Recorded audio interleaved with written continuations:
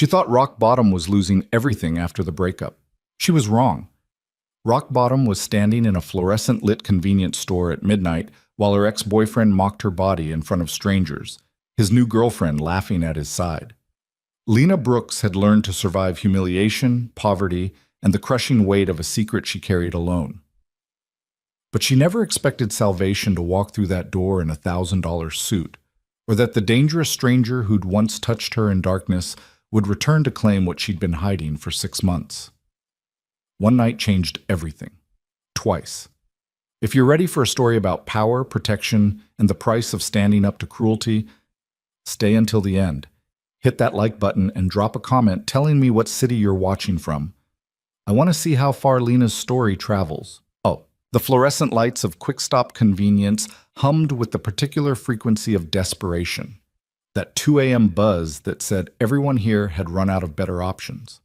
Lena Brooks stood in the back corner near the refrigerated section, her hand trembling slightly as she calculated whether she could afford both the prenatal vitamins and the package of discounted chicken breasts that expired tomorrow.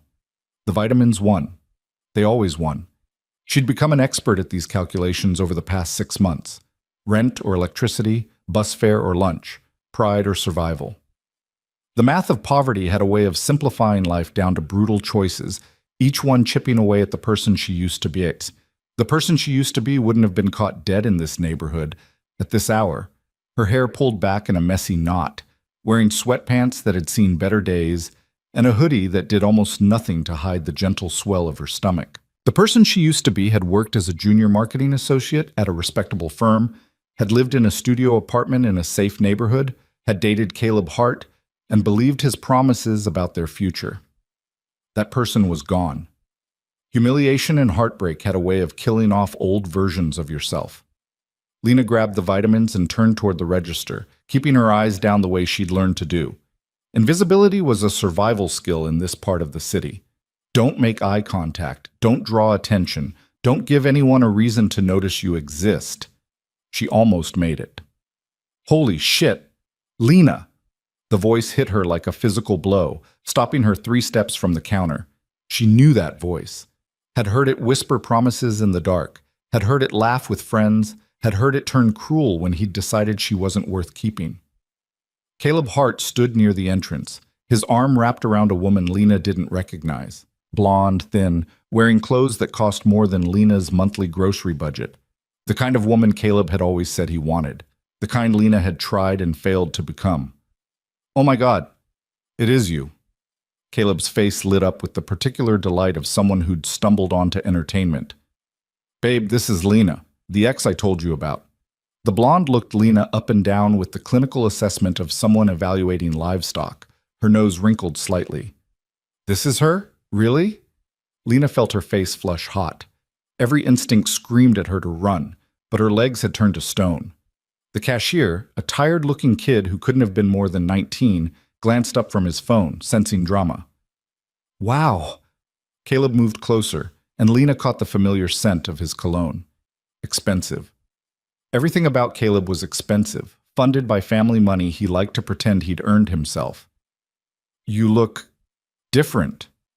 Different meant worse. She could hear it in the way he drew out the word. I'm just buying something. Lena's voice came out smaller than she wanted. I'll get out of your way. No, stay. Caleb held up a hand, his smile widening. I haven't seen you since what was it? Oh, right, since you completely fell apart after we broke up. How long ago was that? 6 months? 7 months and 4 days, but Lena wasn't about to correct him. Disappeared, Caleb continued, warming to his subject. His girlfriend had her phone out now, either recording or texting. Lena couldn't tell which was worse. Nobody knew where you went. Sarah from your old office said you just stopped showing up, lost your job over it, right?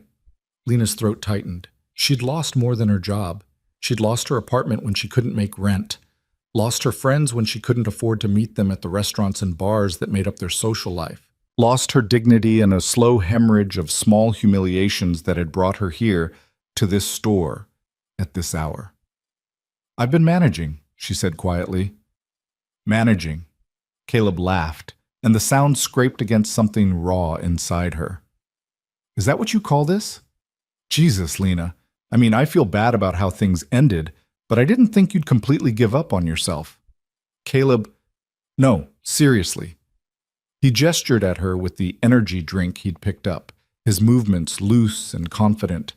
He'd always been confident, born to money, raised to believe the world would bend to his will. Look at you, you've gained, what, 30 pounds? 43, his girlfriend offered helpfully. Lena's hands moved instinctively to her stomach, protective.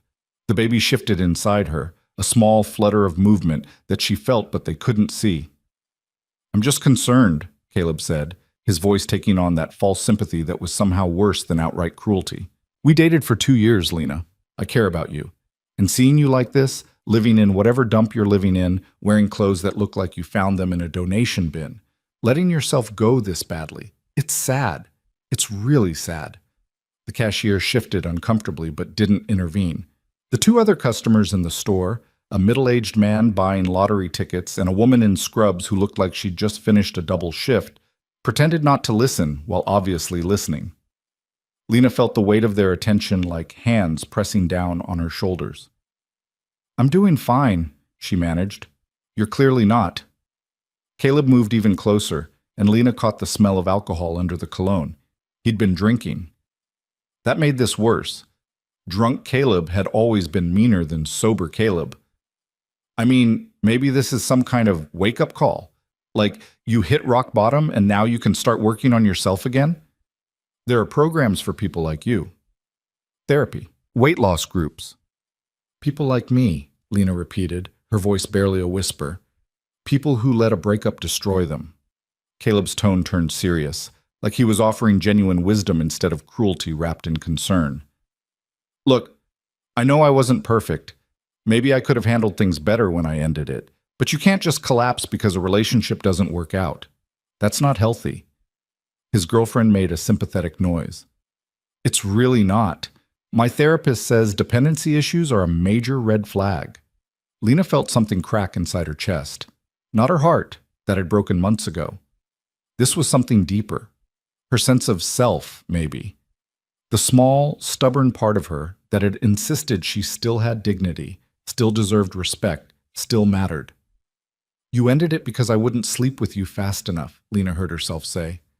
The words came from somewhere outside herself, from the ghost of the woman she used to be. 3 dates. You said I was a prude after 3 dates.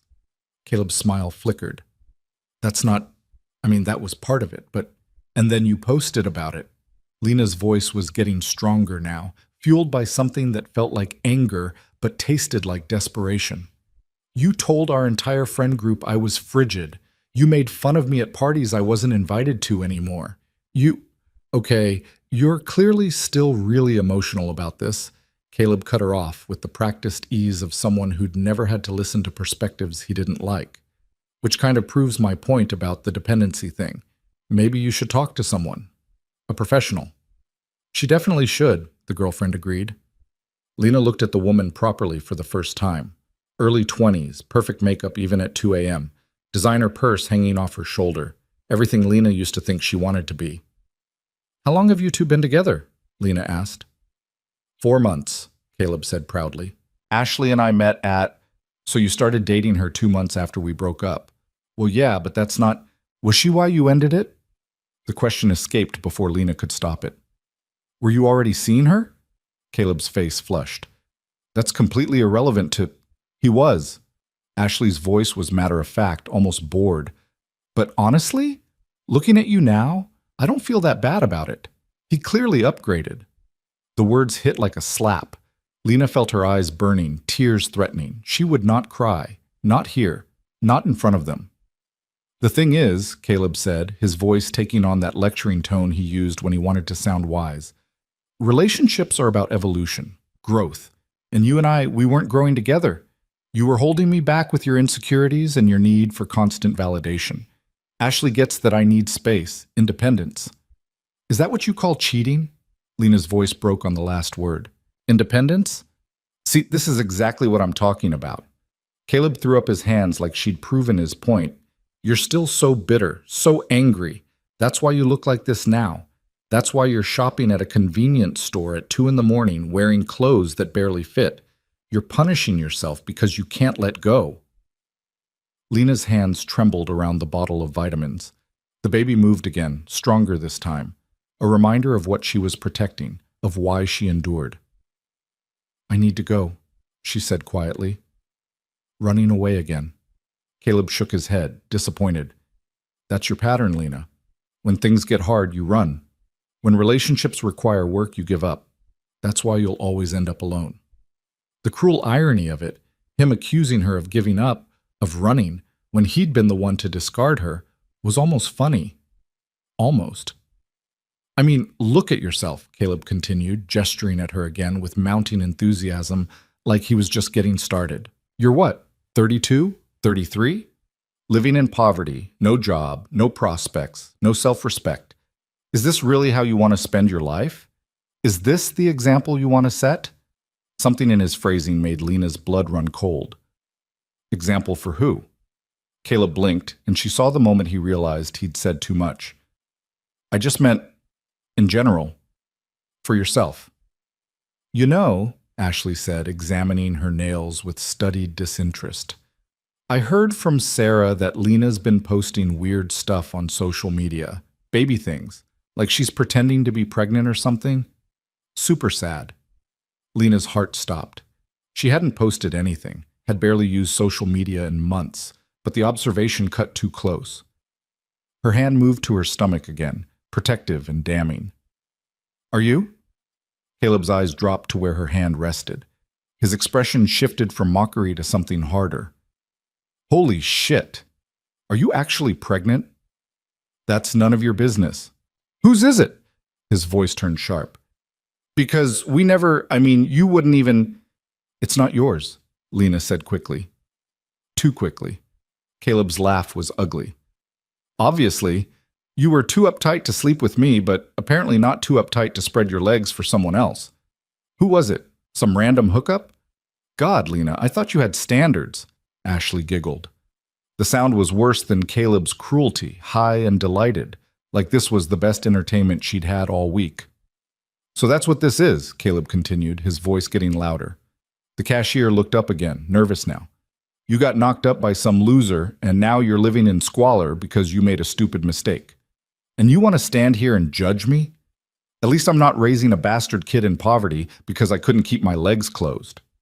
The words hung in the air like smoke, toxic and choking. Lena felt herself shrinking, folding inward. This was a mistake. Coming here was a mistake. Engaging with him was a mistake. Thinking she could buy vitamins and chicken breasts and get out unscathed was a mistake. Everything was a mistake. I'm sorry, she whispered, though she didn't know what she was apologizing for. For existing, maybe. For being visible. For having the audacity to occupy space in Caleb's world. You should be, Caleb said. You should be sorry for wasting 2 years of my life, for being so damaged and needy that you couldn't handle a normal adult relationship, for turning into this. He gestured at her with disgust. I dodged a bullet breaking up with you. Looking at you now, I dodged a whole firing squad. Ashley laughed again, and Lena felt something inside her simply stop. The part of her that still believed in fairness or justice or the basic decency of human beings just gave up. She turned toward the exit, abandoning the vitamins on a nearby shelf. She'd find another store, another time, another life where Caleb Hart didn't exist to remind her of every way she'd failed. Yeah, run away, Caleb called after her. That's what you're good at, running and giving up, and the door opened. Later, Lena would try to remember the exact sequence of events. The way the air in the store seemed to change first, growing heavy and charged like the moments before a thunderstorm. The way Caleb's voice cut off mid-sentence, his words dying in his throat. The way even Ashley stopped giggling and went very, very still. But in the moment, all Lena registered was the man who stepped through the door like he owned not just the store but the entire city block it occupied. He was tall, over 6 feet, broad-shouldered in a way that suggested controlled power rather than bulk. His suit was charcoal gray, perfectly tailored, the kind of garment that cost more than Lena's old monthly salary. Dark hair, sharp features, eyes that swept the store with the practiced assessment of someone used to evaluating threats and assets in a single glance. 3 men followed him, younger, harder looking, wearing cheaper suits that didn't quite hide the shapes of weapons underneath. They fanned out with military precision, 2 taking positions near the windows, 1 moving to stand near the door. The cashier went pale. The man buying lottery tickets suddenly remembered he needed to be anywhere else and headed for the exit. One of the suited men stepped aside to let him pass, then resumed his position. The store was very quiet. The man in the charcoal suit, the one who was clearly in charge, moved deeper into the space with unhurried confidence. His shoes were expensive leather, polished to a mirror shine. His watch caught the fluorescent light, throwing small reflections across the walls. His eyes found Lena first. Something flickered in his expression, recognition, though Lena couldn't imagine where from. Then his gaze shifted to Caleb, and that flicker became something colder. "I apologize for the interruption," the man said. His voice was measured, cultured, with the faintest trace of an accent Lena couldn't place. European, maybe. Or just the product of expensive schools and international business. "Please, continue your conversation. I'm simply here to make a purchase." He didn't move toward the counter, didn't reach for any product, just stood there, watching, waiting. Caleb had frozen mid-gesture, his hand still raised from pointing at Lena. Color crept up his neck, fear or embarrassment or some combination of both. "We were just leaving," Caleb said, his earlier confidence evaporating. Whatever he saw in the stranger's face had rattled him badly. "Were you?" The man's tone suggested polite interest. "It sounded like you were in the middle of making a point. Something about this woman." He gestured toward Lena with one graceful hand. "Wasting your time, running away? I'm afraid I missed the beginning of your speech." "It's fine," Lena heard herself say. Her voice sounded far away, disconnected from her body. "I was leaving." "No." The single word from the stranger stopped her. Not loud, not aggressive, but absolute. "I'd like to hear the rest of what this gentleman has to say. Please." He gestured toward Caleb with mock courtesy. "Continue. You were explaining how she wasted 2 years of your life?" Caleb swallowed hard. "Look, man, this is a private conversation. In a public store, at 2 in the morning, with an audience." The stranger's smile didn't reach his eyes. "Hardly private, and you seemed so passionate about your message. Surely you stand by your words." Ashley tugged on Caleb's arm.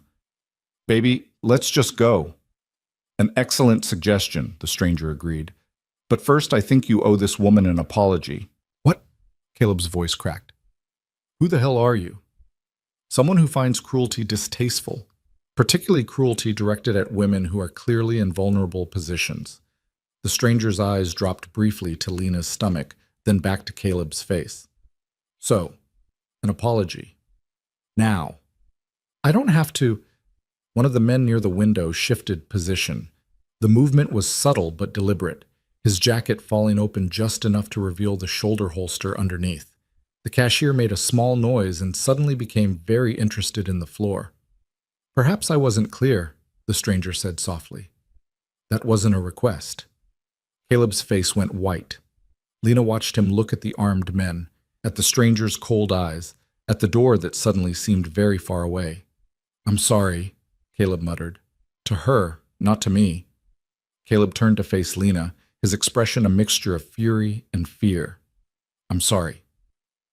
"For?" the stranger prompted. "For what I said." "Be specific. What exactly are you apologizing for?"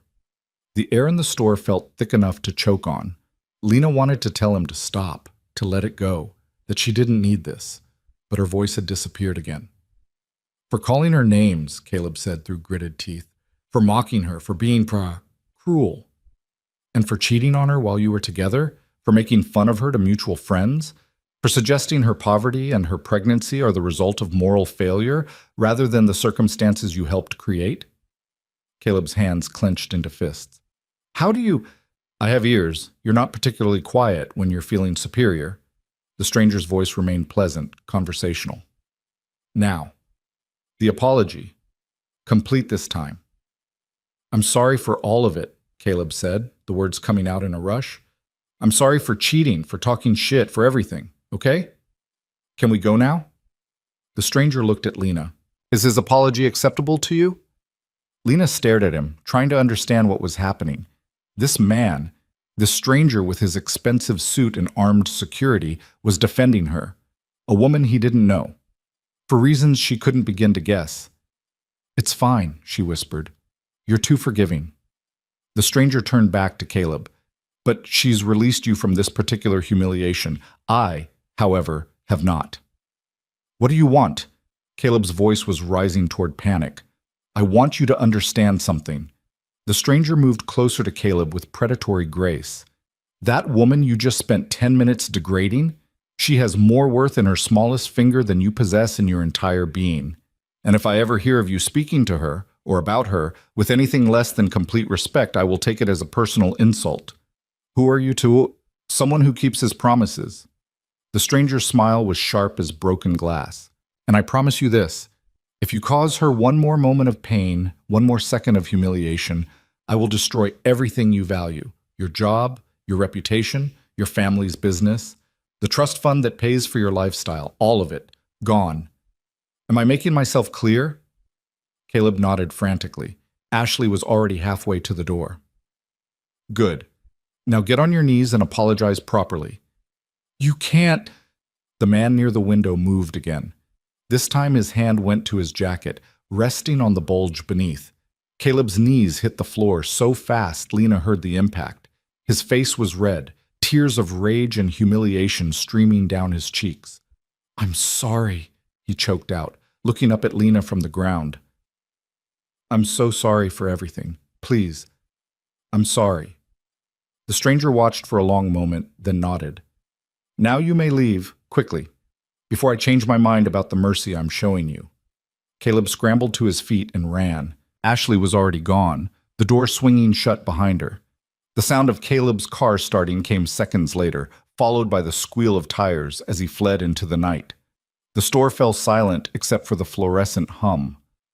The stranger turned to face Lena fully, and she saw his expression soften. My apologies for the theatrics. Men like that only understand power and consequences. Lena couldn't move, couldn't speak, could barely breathe. You don't remember me, the stranger said quietly. It wasn't a question. Lena's mind raced, searching for context. Had they met before? Where? When? Then his hand moved, adjusting his cufflink, and she saw the distinctive scar across his knuckles. 3 thin white lines. And suddenly, she was back in a different moment, 7 months ago, in a hotel bar where she'd gone to drown her heartbreak in overpriced wine. A man in a corner booth. Conversation that turned into confessions. His room, his hands, his mouth. One night of forgetting everything that hurt. She'd left before dawn without getting his number, without even getting his last name. Victor, she breathed. His smile warmed. So you do remember. I didn't think you didn't. We never exchanged information. I know. He moved closer, and Lena caught the scent of his cologne. Different from Caleb's. Warmer. I looked for you afterward, called the hotel. They wouldn't give me your information. I thought I'd never see you again. Lena's hand went to her stomach instinctively. Victor's eyes followed the movement, and she saw understanding dawn in his expression. How far along? He asked softly. 6 months. Almost 7. And that night was the only time, in a long time. Her voice was barely a whisper. I didn't usually. I know. His hand reached out like he wanted to touch her, then stopped. May I? Lena didn't know what he was asking permission for, but she nodded anyway. His hand settled gently over hers where it rested on her stomach. Warm. Steady. Mine? He asked. The word hung between them like a bridge over a chasm. One Lena could cross or burn. Yes, she said. Victor's eyes closed briefly, and when they opened again, they held something fierce and protective. And you've been dealing with this alone? Living in... He didn't finish, but his meaning was clear. I manage. You survive. That's not the same thing. His hand tightened slightly over hers. Not anymore. Come with me. Where? Somewhere safe. Somewhere you don't have to count out vitamins against chicken breasts. Somewhere you and our child can have what you deserve. You don't know me, Lena said. One night doesn't mean, one night gave me a child. That means everything. Victor's voice was absolute. And in this moment, standing here watching you shake from confronting the man who hurt you, wearing clothes that don't fit because you've given every dollar to keeping our baby healthy, I know enough. You can't just, I can. He stepped back, releasing her hand but not her gaze. And I am. You're done surviving alone, Lena. I'm here now, and I protect what's mine. The possessive should have frightened her, should have sent her running from this stranger with his guns and his power and his absolute certainty. Instead, for the first time in 7 months, Lena felt something unfurl in her chest. Hope. Okay, she whispered. Victor's smile transformed his face. Good. My car is outside. Bring anything you need from here. Lena looked down at the vitamins she'd abandoned. Victor followed her gaze, then walked over and picked them up along with the chicken breasts. He brought them to the counter where the cashier still stood frozen. Add whatever else she needs, Victor told the kid, pulling out a wallet thick with cards. Prenatal vitamins, food, anything a pregnant woman might require. And give yourself a $500 tip for your discretion about what happened here tonight. The cashier's eyes went wide. Yes, sir. Thank you, sir. Victor returned to Lena's side. Anything else? She shook her head, overwhelmed. Then let's go home. He offered his arm, and after a moment's hesitation, Lena took it. The men near the door moved aside, forming a protective corridor as Victor led her out into the night air. A black Mercedes waited at the curb, sleek and expensive. One of the men opened the back door, and Victor handed Lena inside before sliding in next to her. The interior smelled like leather and money. Lena sank into seats softer than her mattress. Where do you live? Victor asked. We'll collect your things. I don't. It's just a room, in a boarding house. Everything I own fits in 2 bags. Something dark crossed Victor's expression. Show me. The drive took 15 minutes. Lena directed them to the neighborhood she'd been ashamed to name, watching Victor's face remain carefully neutral as they passed boarded-up buildings and clusters of people who scattered at the sight of the Mercedes. Her building was one of the better ones on the block, which wasn't saying much. Wait here, Victor said, but Lena was already shaking her head. I can get my things. It'll take 2 minutes. Then I'll accompany you. They walked up 3 flights of stairs that smelled like urine and mold. Lena's room was at the end of a hallway covered in peeling wallpaper. She unlocked 3 different locks, aware of Victor taking in every detail. The room was barely 10 feet square, a twin bed, a hot plate, a mini fridge, a single window that looked out at a brick wall. The bathroom was shared down the hall. Lena had tried to make it bearable. Clean sheets, a small lamp, her few books stacked neatly on the floor. This is where you've been living, Victor's voice was carefully controlled. For 7 months. Pregnant. Alone. The rent is cheap, and it's safer than some places. Safer than some places. He repeated her words like they were a foreign language. Lena, look at me. She turned. His face was gentle, but his eyes were furious. This ends tonight, he said quietly. Pack your bags. You're never coming back here. Victor, please.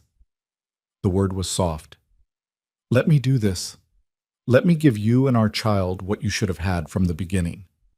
Lena looked around the room that had been her entire world, thought about the calculations, the fear, the endless small degradations of poverty, thought about the baby growing inside her and what kind of life this place represented.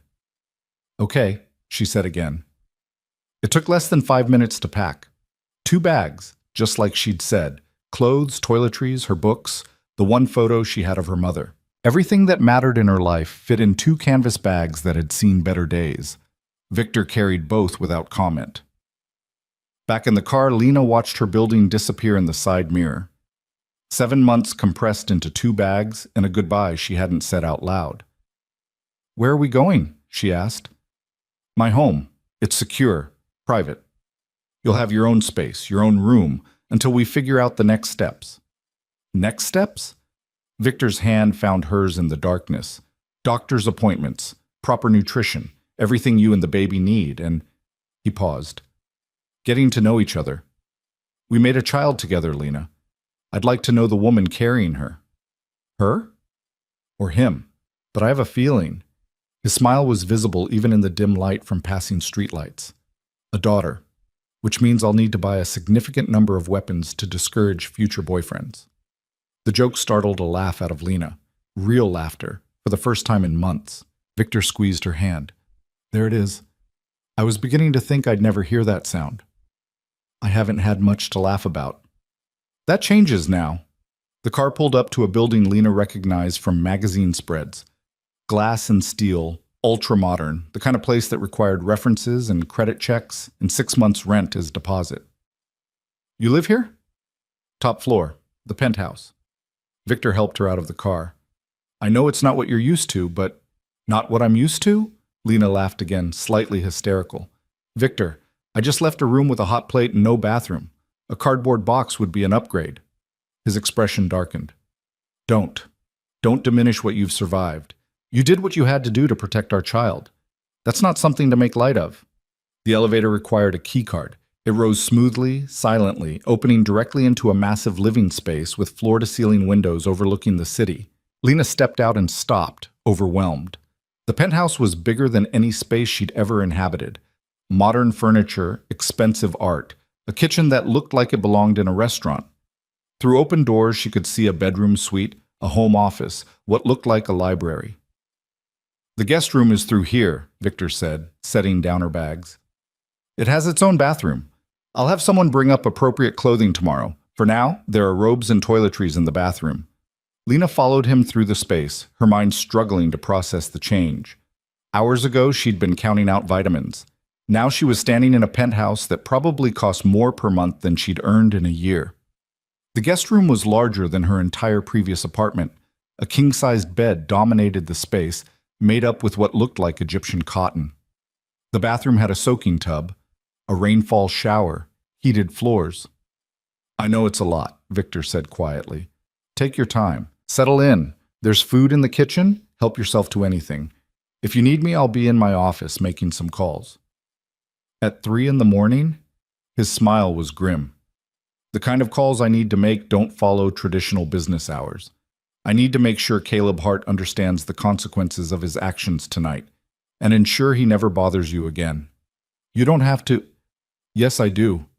Victor's voice was absolute. He humiliated you, threatened you, made you feel worthless. That has a price, and I collect what's owed.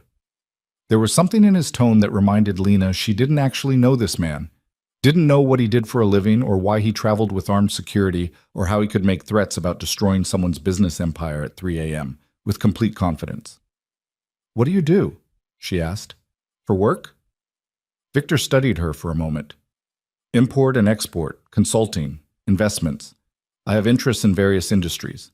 It was a non-answer dressed up as information. Lena recognized evasion when she heard it. And the men with guns?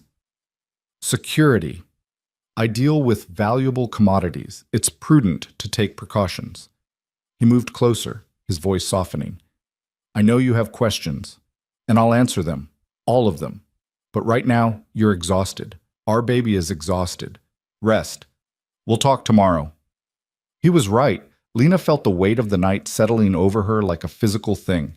The confrontation with Caleb, Victor's appearance, the drive, this penthouse. It was too much to process. Okay, she said for the third time that night. The word was becoming a mantra, surrender to something better than what she'd known. Victor reached out and brushed a strand of hair from her face. The gesture was tender, careful, like she was something precious that might break. You're safe now, he said quietly. I know that's hard to believe, but you are. Both of you. I promise. Then he left, closing the door softly behind him. Lena stood in the center of the guest room, her 2 canvas bags looking ridiculous against the luxury surrounding her. Through the window, the city spread out in lights and darkness, a world away from the view of the brick wall she'd woken to for 7 months. She walked to the bathroom and caught her reflection in the mirror. The same woman who'd stood in that convenience store, being torn apart by Caleb's cruelty. Same messy hair, same tired eyes, same ill-fitting clothes stretched over her pregnant belly. But something was different, something in her expression. The defeated slope to her shoulders had straightened. The hollow look in her eyes had filled with something new. Not just hope, something fiercer.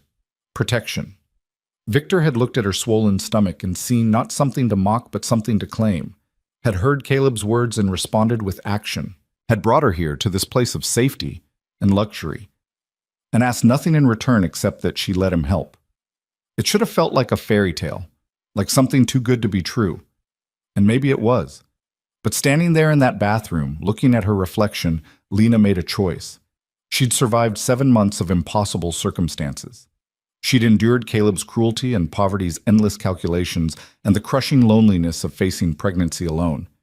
She could survive this too, whatever this was. Whatever Victor's world held, for her baby, for herself, for the woman she'd almost forgotten she could be. Lena turned on the shower, let the water heat until steam filled the bathroom, and stepped under the rainfall spray. The hot water felt like absolution, washing away months of cold showers and shared bathrooms, of making do with too little. She stayed under the water until her fingers pruned, then dried off with towels so soft they felt like clouds. Found a robe in the closet that probably cost more than her entire previous wardrobe. Climbed into the massive bed and sank into sheets that smelled like expensive laundry detergent. The baby moved inside her, a series of small kicks that Lena had learned to interpret as contentment. "We're okay," she whispered to her stomach. "We're going to be okay." Through the walls, faint and muffled, she could hear Victor's voice, speaking to someone in a language she didn't recognize. His tone was cold, precise, nothing like the warmth he'd shown her. Lena should have been frightened, should have questioned what kind of man could make Caleb Hart drop to his knees with just a look, should have wondered about import-export businesses that required armed security. Instead, she felt her eyes growing heavy, felt sleep pulling her down into depths she hadn't reached in months. Safe, protected, claimed. Tomorrow would bring questions and consequences and the reality of what she'd agreed to. But tonight, for the first time in 7 months, Lena Brooks slept without fear. And in his office, Victor Romano made calls that would ensure Caleb Hart understood what it meant to earn the attention of a man who protected what was his. The game had changed, the players had shifted, and the woman who'd been invisible for so long had just become the most important person in a very dangerous man's world. Morning came through floor-to-ceiling windows like a judgment, flooding the guest room with light so bright Lena had to shield her eyes. For a disoriented moment, she didn't know where she was. The bed was too soft, the room too quiet, the air too clean. Then memory returned in fragments. Caleb's cruelty, Victor's intervention, the Mercedes gliding through dark streets, this penthouse that felt more like a museum than a home. She sat up slowly, her hand going automatically to her stomach. The baby shifted in response, a reassuring flutter that said whatever chaos surrounded them, this small life continued its steady growth. The clock on the nightstand read 9:47. Lena couldn't remember the last time she'd slept past 6. Poverty had trained her body to wake early, to maximize every hour of potential work or opportunity. Sleeping late felt like a luxury she hadn't earned. Her canvas bags sat where Victor had left them, looking even more pathetic in the morning light. Everything she owned reduced to 2 worn duffels that probably wouldn't pass muster at a donation center. Lena showered again because she could, because the water pressure was perfect and the bathroom had 3 different types of soap and towels that felt like sin against her skin. She dressed in the same clothes from yesterday, her cleanest pair of maternity leggings and an oversized sweater that hid most of her shape, and steeled herself to face whatever came next. The penthouse was silent when she emerged. No sign of Victor or his armed security, just vast empty spaces filled with furniture that looked sculptural rather than functional, and art that probably cost more than most people's houses. She found the kitchen and stopped in the doorway, overwhelmed. Marble countertops, professional-grade appliances, a refrigerator that could have stored food for a small army. On the island sat a note in elegant handwriting.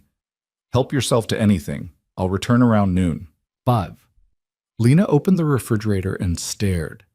Fresh fruit, vegetables, premium meats, cheeses, eggs, milk. The kind of abundance she'd forgotten existed. Her hand trembled slightly as she reached for the eggs, her mind already calculating their cost before she remembered she didn't have to do that anymore. Or did she? She didn't actually know the terms of this arrangement.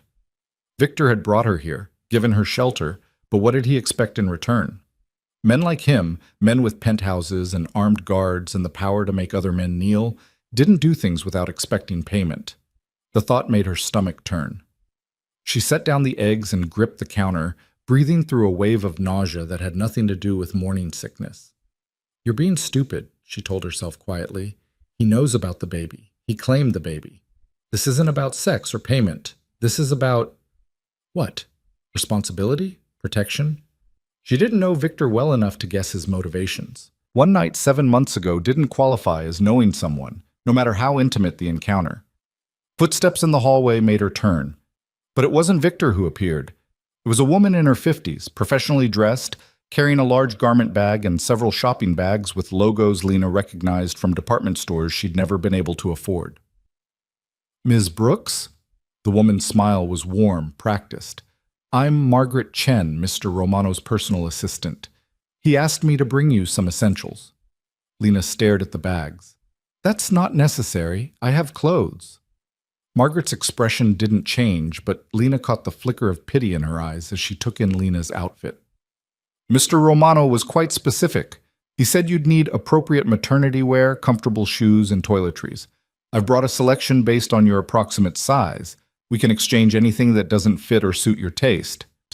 She began unpacking with efficient movements, laying out maternity dresses, soft pants, sweaters that looked expensive but comfortable. Everything in Lena's size, everything clearly chosen with thought rather than just grabbed off a rack. "How did he know my size?" Lena asked. "Mr. Romano is very observant."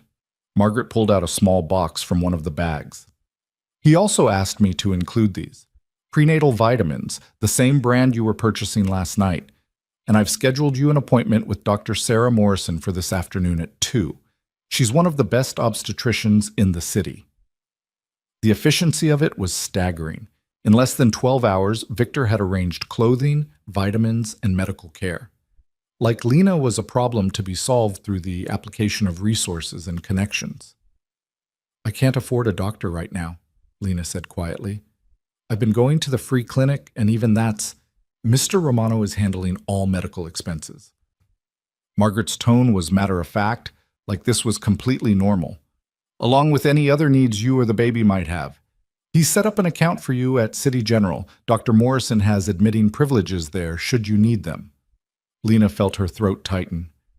Why is he doing this? Margaret looked at her with something that might have been sympathy. "I've worked for Mr. Romano for 8 years. He's many things, but he's not casual about his commitments. If he's brought you here, if he's claiming responsibility for your child, then you and that baby have become his priority. Everything else is secondary. You know about the baby? That it's his?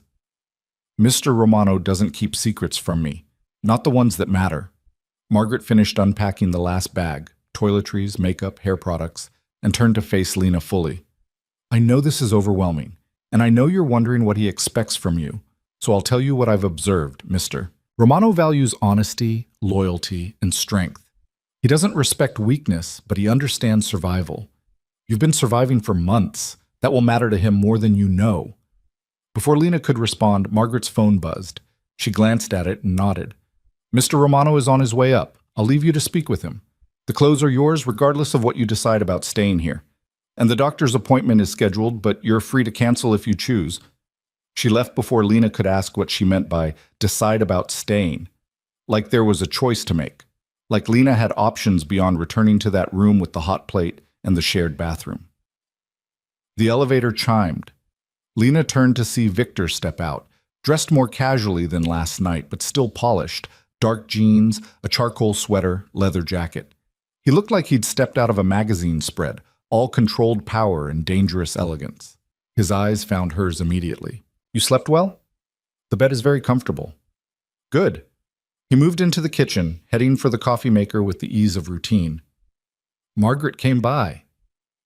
She brought clothes and vitamins and scheduled a doctor's appointment.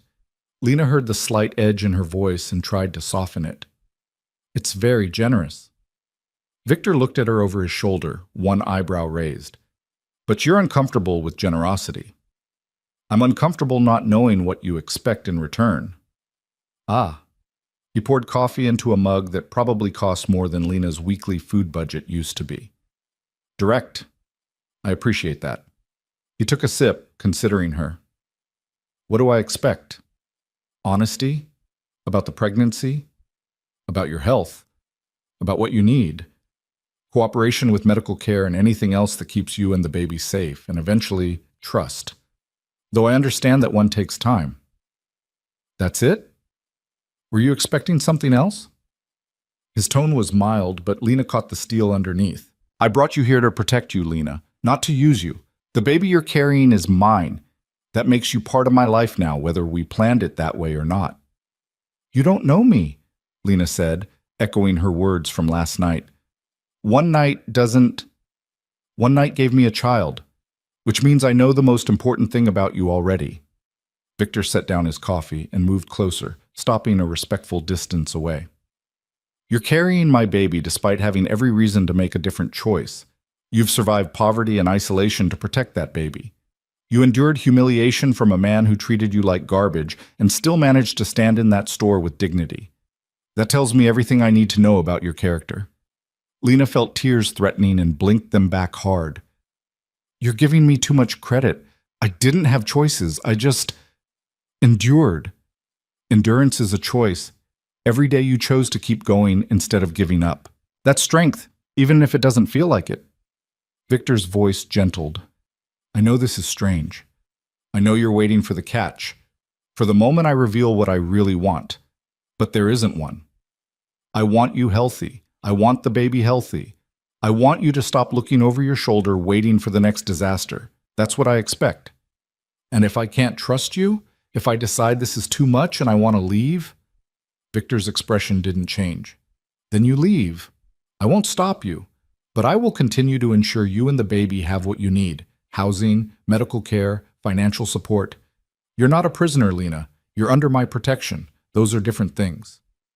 The distinction should have reassured her. Instead, it raised new questions. What kind of man are you that you think in terms of protection and claiming? What do you actually do, Victor? He smiled, but it didn't reach his eyes. Trying to figure out if you've traded one bad situation for another? Trying to figure out if I'm safe here, or if I've just found a different kind of danger. Smart. Victor leaned against the counter, arms crossed. The truth is complicated. I own legitimate businesses: real estate, import-export, consulting.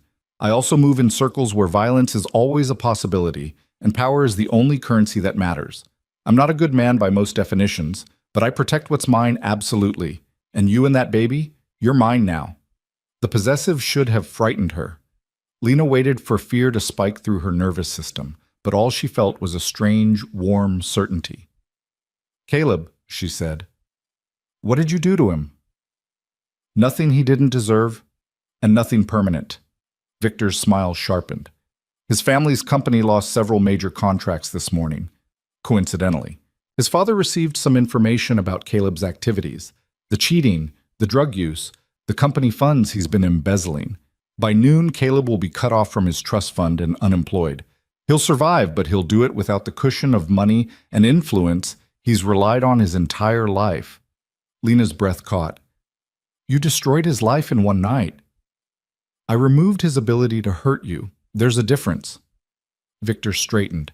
He humiliated you publicly, made you feel worthless, threatened our child's mother. That has consequences. I told him what they would be if he didn't apologize. He chose poorly. How did you even... The contracts, the information about the embezzling, how is that possible? I have resources. And people owe me favors. Victor moved closer, his voice dropping. I know this makes you uncomfortable. The speed, the power, the implications of what I'm capable of. But understand this. I would burn down everything he has to keep you safe, and I won't apologize for it. Lena stared at him, trying to reconcile the man who'd brought her vitamins and scheduled doctor's appointments with the one who'd casually destroyed another man's entire life before breakfast. I should be scared of you, she said quietly. Are you? She searched her feelings honestly. Fear should be there, terror even. Instead, she felt something closer to awe, mixed with a disturbing sense of security. No, she admitted. I should be, but I'm not. Good. Victor reached out slowly, giving her time to pull away. When she didn't, his hand settled over her stomach with the same gentle possessiveness as last night. How is she this morning? Active. She's been kicking since I woke up. She? Victor's smile transformed his face. You think it's a girl, too? I don't know. It's just a feeling. Lena covered his hand with hers without thinking. The clinic couldn't tell me. Their ultrasound machine is old, and I could only get one appointment. Dr. Morrison will do a full ultrasound this afternoon. We'll know for certain. Victor's thumb traced a small circle over the fabric of her sweater. Have you thought about names? I didn't want to jinx it. Naming her felt like counting on something I wasn't sure I'd have. You'll have it. I promise you that. Victor's voice was absolute. Our daughter will have everything: security, education, opportunities. She'll never know what it's like to be hungry or afraid or to feel worthless because some small man decided to make himself big by tearing her down. The intensity in his voice made Lena's chest tight. You sound like you're speaking from experience. Victor's expression shuddered. Everyone has history. Mine just taught me the value of power and the cost of not having it. He stepped back, breaking contact. The doctor's appointment is at 2. I'll drive you. I can take a cab. I'm driving you. Not a request. I want to hear what the doctor says. I want to know you're both healthy, and I want anyone who sees you to understand you're not alone anymore. Lena felt something in her chest crack open. When was the last time someone had wanted to be seen with her? Wanted to be associated with her? Caleb had hidden her away toward the end, embarrassed by her weight and her lack of sophistication. Her friends had drifted when she couldn't keep up with their lifestyle. Her family was gone, leaving her alone in the world.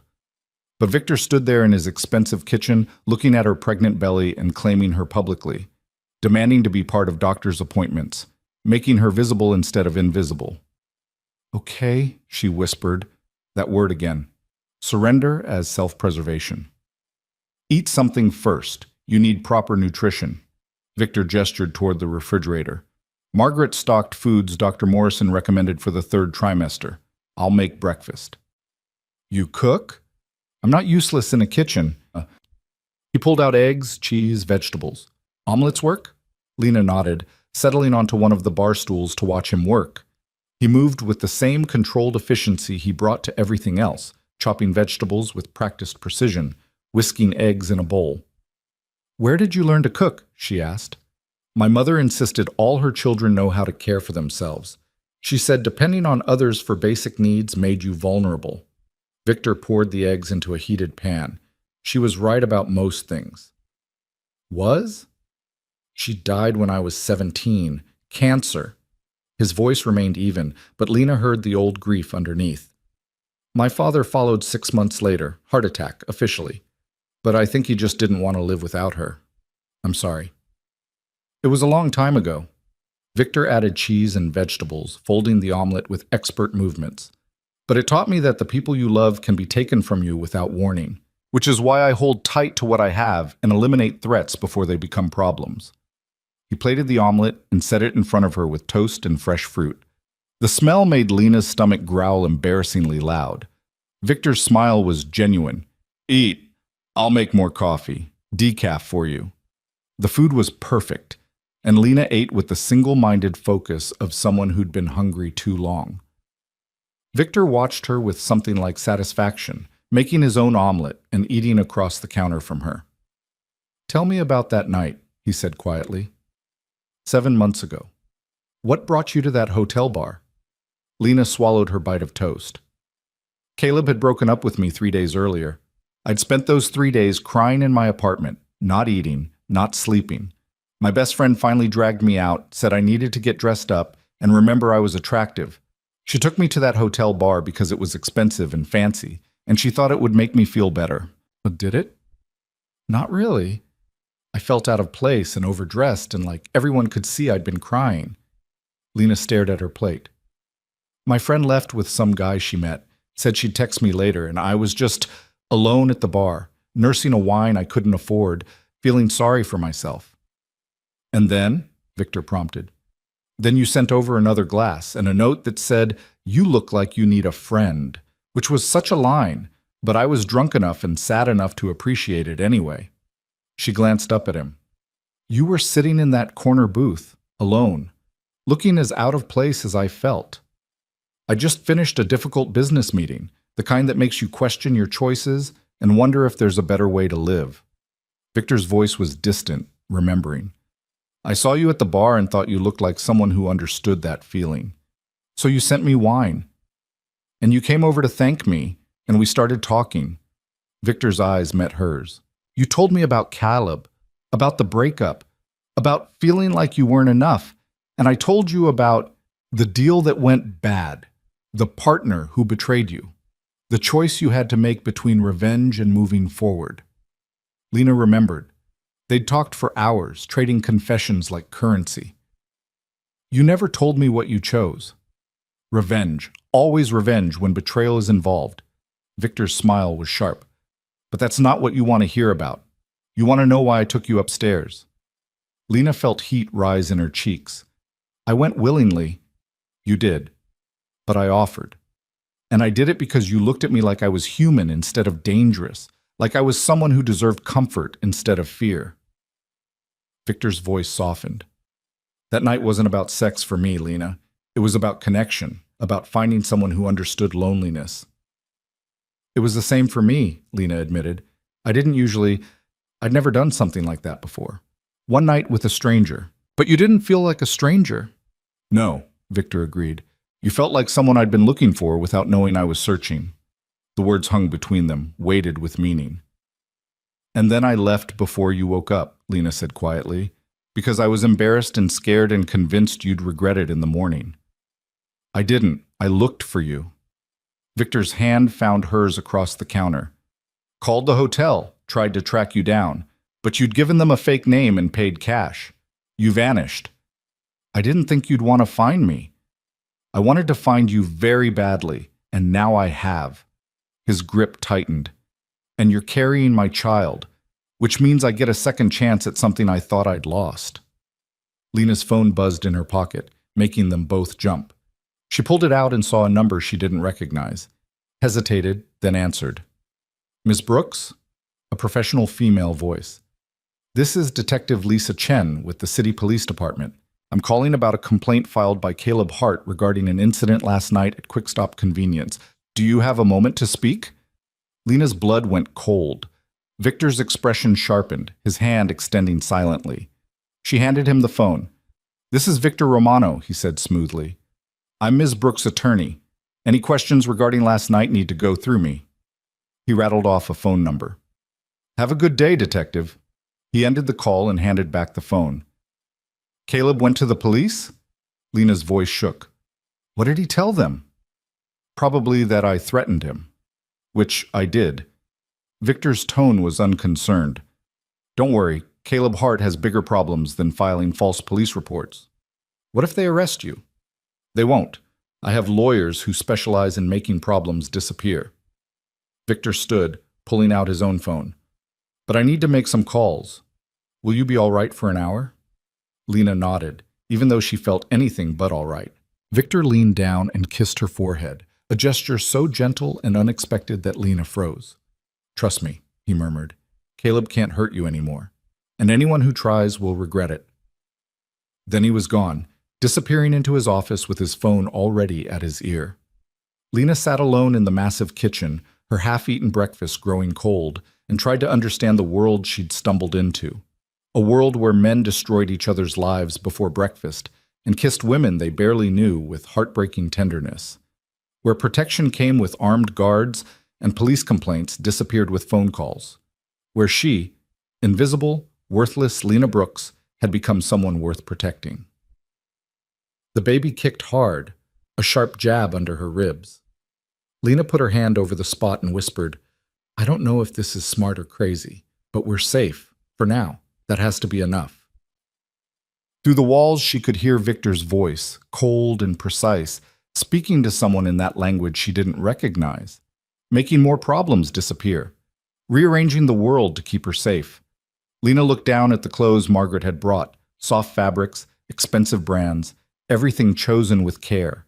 Looked at the kitchen full of food she didn't have to ration. Looked at the view of a city that had chewed her up and spit her out but looked almost beautiful from this height. 7 months ago, she'd made a choice in a hotel room. One night with a stranger that had given her a baby and changed everything. Now she was making another choice. To stay in this penthouse, to accept Victor's protection, to let him claim her and their child and whatever future they might build together. It should have felt like giving up, like surrender. Instead, it felt like the first smart decision she'd made in months. Lena stood, cleared her plate, and went to try on the clothes Margaret had brought. When Victor returned from his calls, she was wearing a soft maternity dress that actually fit, her hair brushed, looking more like herself than she had in half a year. His eyes swept over her, and something warm flickered in their depths. Beautiful. It's just a dress. It's not about the dress. Victor offered his hand. Ready for the doctor? Lena took his hand and let him lead her to the elevator. Let him help her into the Mercedes. Let him sit beside her in the waiting room at Dr. Morrison's office, his hand never leaving hers. And when the ultrasound showed their daughter, healthy, perfect, exactly 27 weeks along, Lena watched Victor's face transform with wonder and knew with absolute certainty that whatever came next, she'd made the right choice. Some men destroyed you, some men saved you, and some men did both while promising the world would burn before they let you fall again. The ultrasound image stayed with Lena for days after the appointment, printed on photo paper that Victor had immediately tucked into his wallet like a talisman. Their daughter, confirmed now, not just a feeling, floating in grainy black and white, her tiny hand near her face as if already shielding herself from the world. Dr. Morrison had smiled at Victor's reaction, the way his jaw had gone tight with emotion when he'd heard the heartbeat, strong and steady through the monitor speakers. Everything looks perfect, the doctor had said, her voice warm with professional reassurance. Baby is measuring right, on track for 27 weeks. Heart rate is excellent. Position is good. And Mom, your blood pressure has come down since your last visit to the clinic. Lena had felt Victor's hand tighten on hers at the mention of the clinic, that free place with its overworked staff and ancient equipment where she'd gone because she had no other options. He hadn't said anything, but she'd felt his anger at what she'd endured radiating through his controlled stillness. Now, 3 days later, Lena stood in the penthouse looking out at the city and trying to adjust to a life that still felt borrowed. Victor had been gone since early morning on business he didn't specify, leaving her alone with Margaret's occasional visits and the strange silence of luxury. The penthouse had everything, except the feeling of being hers. Her phone rang, shattering the quiet. Unknown number. Lena's stomach clenched, remembering the detective's call, but she answered anyway. Lena Brooks? A man's voice, unfamiliar, with an edge that made her skin prickle. Who is this? Someone who knows what you're doing, shacking up with Victor Romano, playing house with a criminal. The voice turned ugly. You think you've hit the jackpot, don't you? Found yourself a sugar daddy with deep pockets? Lena's hand went to her stomach protectively. I don't know what you're talking about. Sure you don't. Here's some free advice, sweetheart. Romano doesn't keep people around for long. Whatever he's promised you, whatever fantasy you're living, it ends badly. They always do with men like him. Who are you? Lena demanded, trying to keep her voice steady. Consider me a concerned citizen, or maybe someone who's seen this story before. A pause. Check your email. I sent you some reading material about your new boyfriend. Might want to know who you're sleeping with before you bring a kid into his world. The line went dead. Lena stood frozen, her heart hammering. She pulled up her email with shaking hands and found a message from an anonymous account. No subject line. The body of the email contained a single link. She clicked it before she could talk herself out of it. The page that loaded was a news article from 4 years ago. The headline stark. Federal investigation targets Romano Enterprises. Allegations of money laundering and racketeering. Below it, a photo of Victor in a suit, stone-faced, flanked by lawyers outside a courthouse. Lena scrolled, reading fragments that made her stomach turn. Suspected ties to organized crime. Shell companies in 3 countries. Witnesses recanted testimony after alleged intimidation. Case dismissed due to lack of evidence, but questions remain. More links followed. a profile piece that painted Victor as a shadowy figure operating in legal gray zones, using legitimate businesses to hide criminal enterprises. An expose about Romano Enterprises' expansion into Eastern European markets with suspicious speed and cooperation from local authorities. A sidebar about an associate found dead under circumstances the police called consistent with professional execution. The articles were years old, and most ended with the same conclusion: no charges filed, insufficient evidence, witnesses who disappeared or changed their stories. Victor Romano remained untouchable, operating with impunity while law enforcement circled without ever landing a blow. Lena set down her phone and walked to the bathroom, suddenly nauseous. She made it to the toilet just in time, retching until her stomach was empty and her throat burned. This was who she'd trusted, who she'd let claim her and their baby, a man credibly accused of money laundering, racketeering, possible murder. A man who made Caleb Hart kneel in a convenience store and destroyed his life before breakfast. She'd known Victor was dangerous, had sensed the violence underneath his cultured exterior. But reading it in black and white, seeing the federal investigations and the dead associates and the pattern of intimidation, it made it real in a way her instincts hadn't. Lena rinsed her mouth and stared at her reflection. The woman looking back wore an expensive maternity dress and had color in her cheeks from regular meals and decent sleep. She looked healthier than she had in months, safer. But was she? The elevator chimed. Lena heard Victor's voice calling her name, felt panic spike through her chest. She couldn't face him right now, couldn't look at him knowing what she knew. Lena? Victor appeared in the bathroom doorway, his expression shifting to concern. What's wrong? Are you sick? Morning sickness. The lie came easily. Just give me a minute. But Victor was already moving closer, his hand going to her forehead to check for fever. Dr. Morrison said the nausea should be subsiding by now. Should I call her? No, I'm fine. Lena pulled away from his touch, saw his eyes narrow at the rejection. You're not fine. What happened? Lena wanted to lie.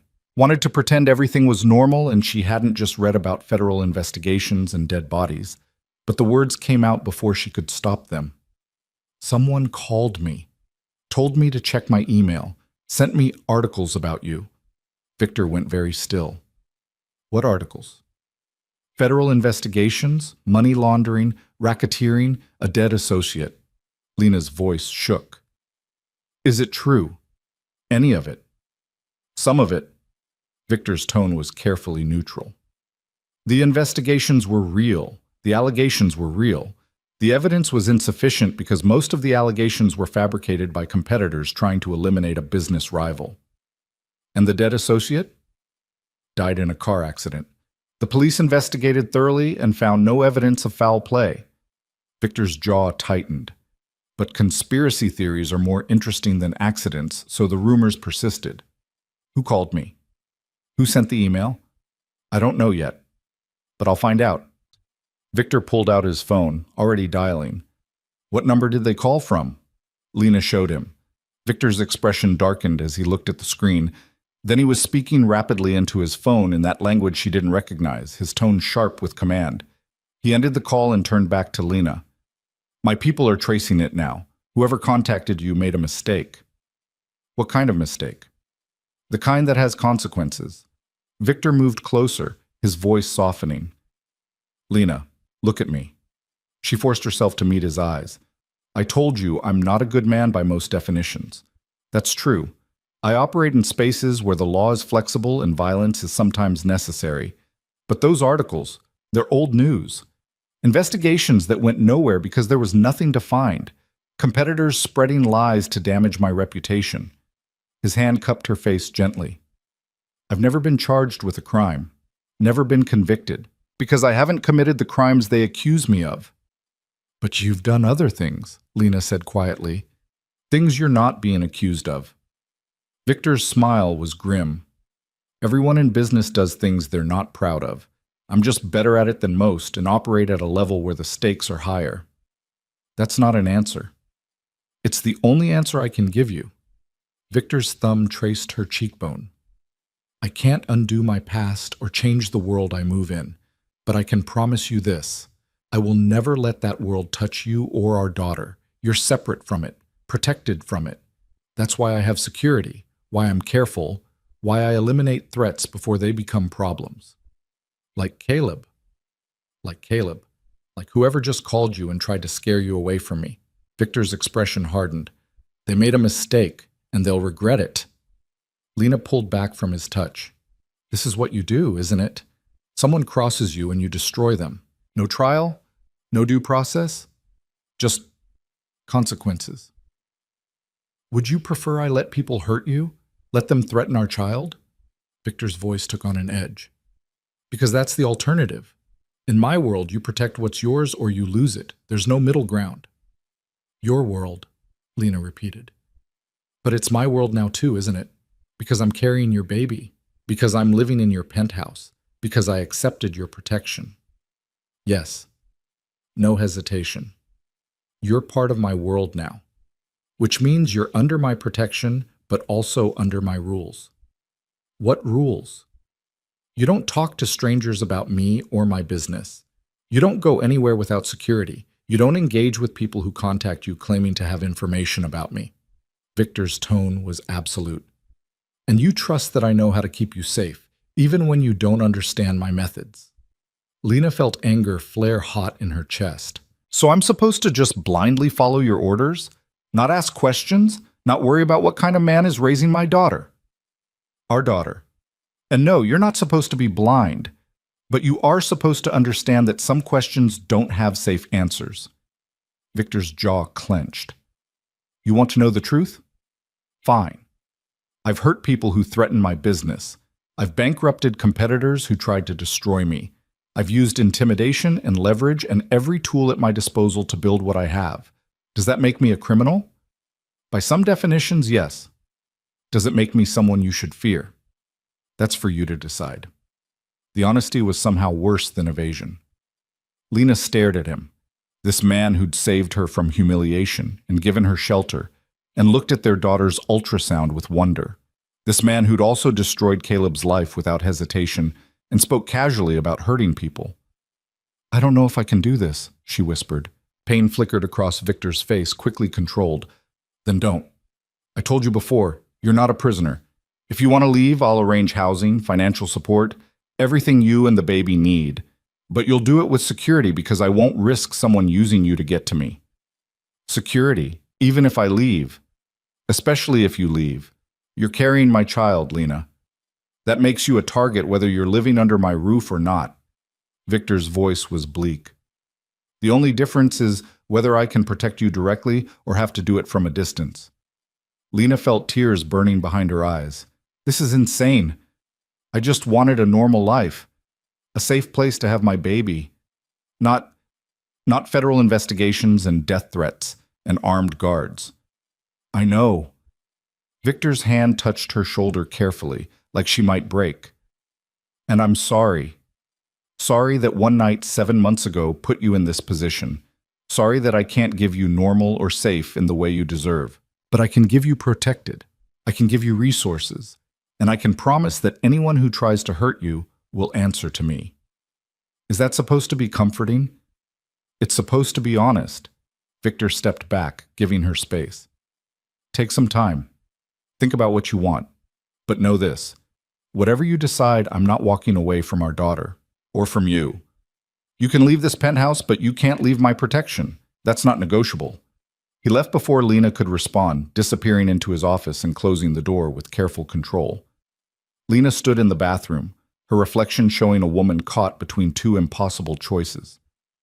Go back to poverty and vulnerability, alone, but free from Victor's dangerous world, or stay under his protection, safe, but complicit in whatever darkness surrounded him. The baby kicked, a sharp reminder that this wasn't just about Lena anymore. Whatever choice she made affected the small life growing inside her. The daughter who deserved safety and security and a future that wasn't defined by her mother's mistakes. Lena's phone rang again. Different number, but the same prickling sense of threat.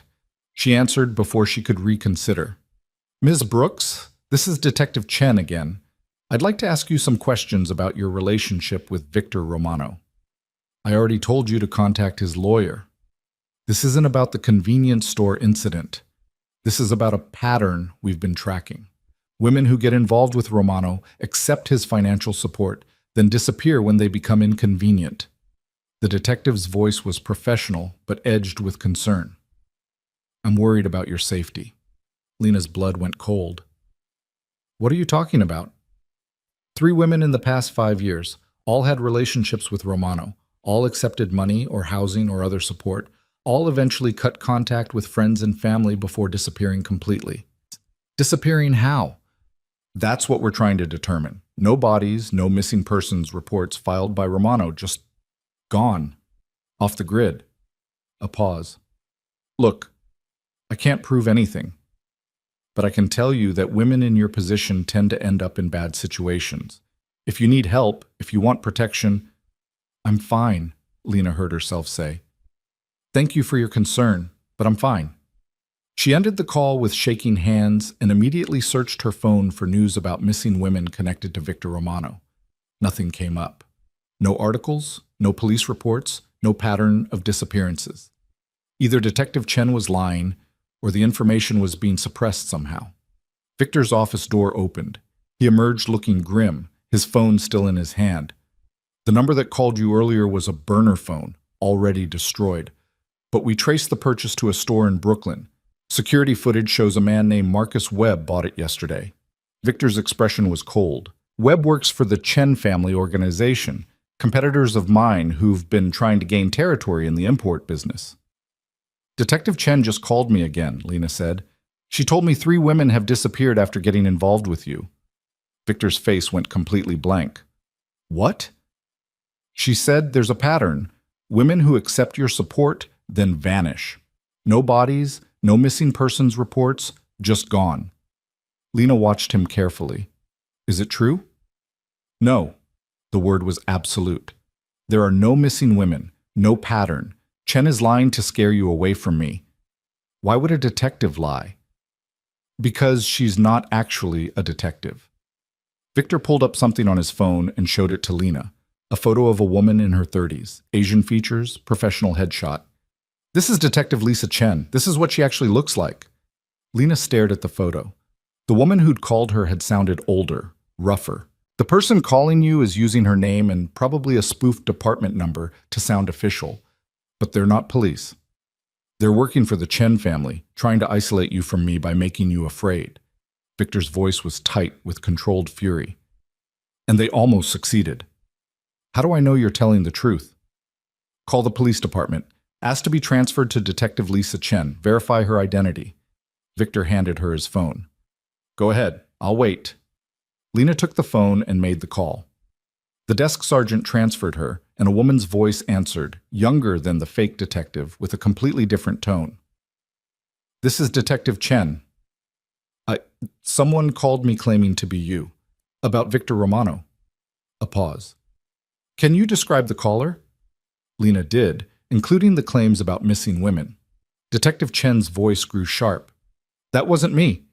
And there are no missing persons cases connected to Victor Romano in our system. Someone is impersonating a police officer, which is a felony. I'll need you to come in and make a statement. Lena ended the call and handed Victor back his phone, feeling sick. They're trying to break us apart, Victor said quietly. The Chen family knows you're my weak point. If they can convince you I'm dangerous, convince you to leave, they eliminate my motivation to protect my territory. Or worse, they grab you and use you as leverage. This is insane, Lena whispered. I'm nobody. Why would anyone care about me? You're carrying my child. That makes you everything. Victor's hands framed her face gently. And that's why I need you to trust me. Not blindly, not without questions, but enough to know that everything I do is about keeping you safe. What are you going to do about the Chen family? What I always do with threats. Victor's expression went cold. Eliminate them before they become bigger problems. You mean? I'm going to make it very clear that you're off limits, that anyone who contacts you, threatens you, or tries to manipulate you will face consequences they can't afford. His voice softened. But I need to know you're with me on this, that you're not going to run the first time someone tells you I'm dangerous. Lena thought about the convenience store, Caleb on his knees, the destruction of his life before breakfast, thought about the federal investigations that went nowhere, and the articles painting Victor as a criminal who always escaped justice. Thought about the fake detective, and the burner phone and the chess game being played with her as the prize. "I'm scared," she admitted. "Good. Fear keeps you careful." Victor's thumb traced her cheekbone. "But don't let them weaponize your fear against me. We're on the same side, Lena. Whatever my past, whatever my business, I'm on your side. Always." "How can I know that?" "Because if I wanted to hurt you, I would have done it already. If I wanted to use you, I wouldn't have given you a choice about staying." Victor's voice dropped. "And because when I look at that ultrasound picture, I see a future I never thought I'd have. A daughter, a family, something worth protecting with everything I am." Lena saw the truth in his eyes, raw and unguarded. This dangerous man with his federal investigations and his ruthless business practices genuinely wanted their child, wanted her, not as a possession to control, but as something precious to shelter. "Okay," she said, for what felt like the 100th time since meeting him. "I'm staying, but I need you to be honest with me. No more evasions. If something's happening, if someone's threatening us, I need to know." "Agreed. On one condition." "What?" "You follow my security protocols. You don't go anywhere alone. You don't engage with anyone who contacts you about me without telling me first. And if something feels wrong, you call me immediately." Victor's voice was absolute. "I can't protect you if you hide things from me." "Fine. But that goes both ways. You don't hide things from me either." "Deal." Victor pulled her closer, wrapping his arms around her carefully. "The Chen family made a mistake going after you. They're going to learn what happens when you threaten what's mine." Lena let herself lean into his strength, feeling the steady beat of his heart against her ear. Outside the penthouse windows, the city spread out in afternoon light, beautiful and dangerous and full of people playing games she didn't understand.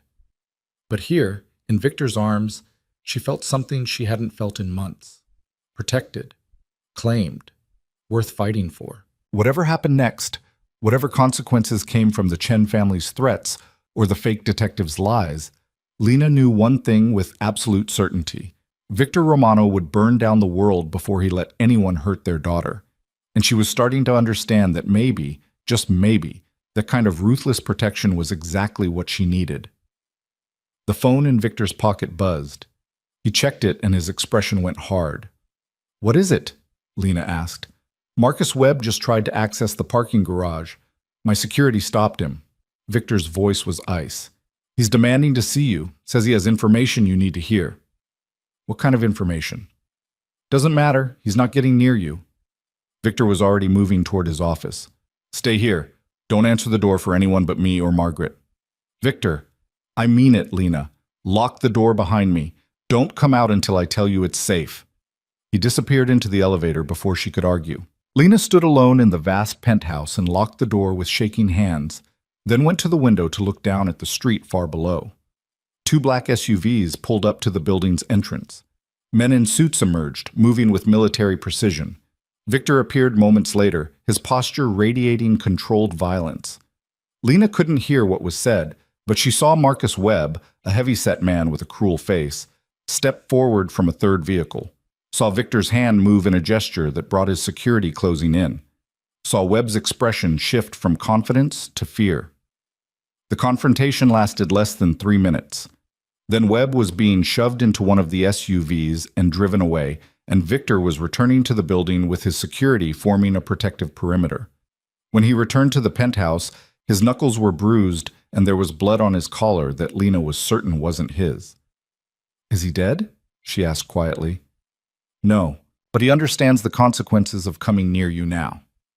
Victor stripped off his jacket and went to wash his hands. "The Chen family will get the message. You're not a pawn they can use." Lena watched him clean the blood from his skin with methodical precision and felt something shift inside her. This was her life now, violence and protection intertwined. A man who would hurt others to keep her safe. A world where threats were eliminated and consequences were absolute. She should have been horrified. Instead, she felt the baby kick and thought about what kind of life she wanted for their daughter. Safety over ideology, protection over principles. A father who would do anything, absolutely anything, to keep her safe. "Thank you," Lena said quietly. Victor looked up from the sink, surprise flickering across his face. For what? For protecting us. Even when it's ugly. Even when it costs you. Victor dried his hands and crossed to her, pulling her close with a gentleness that contrasted starkly with the violence he'd just committed. Protecting you doesn't cost me anything, he murmured against her hair. Losing you would cost me everything.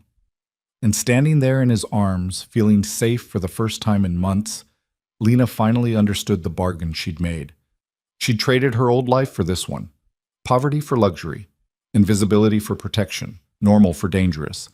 And she didn't regret it for a second. The confrontation with Marcus Webb changed something fundamental in the penthouse. Victor's security doubled overnight, faces Lena didn't recognize taking positions in the lobby and hallways, their presence a constant reminder that the threats against her weren't theoretical anymore. She'd become a target simply by existing in Victor's orbit, and the realization settled over her like a weight she couldn't shake. 2 weeks passed in strange suspension. Victor worked from home more often, his office calls conducted in multiple languages, while Lena tried to build some semblance of routine in a life that felt increasingly surreal. Dr. Morrison scheduled weekly appointments now, monitoring the pregnancy with the kind of attention Lena had never imagined receiving.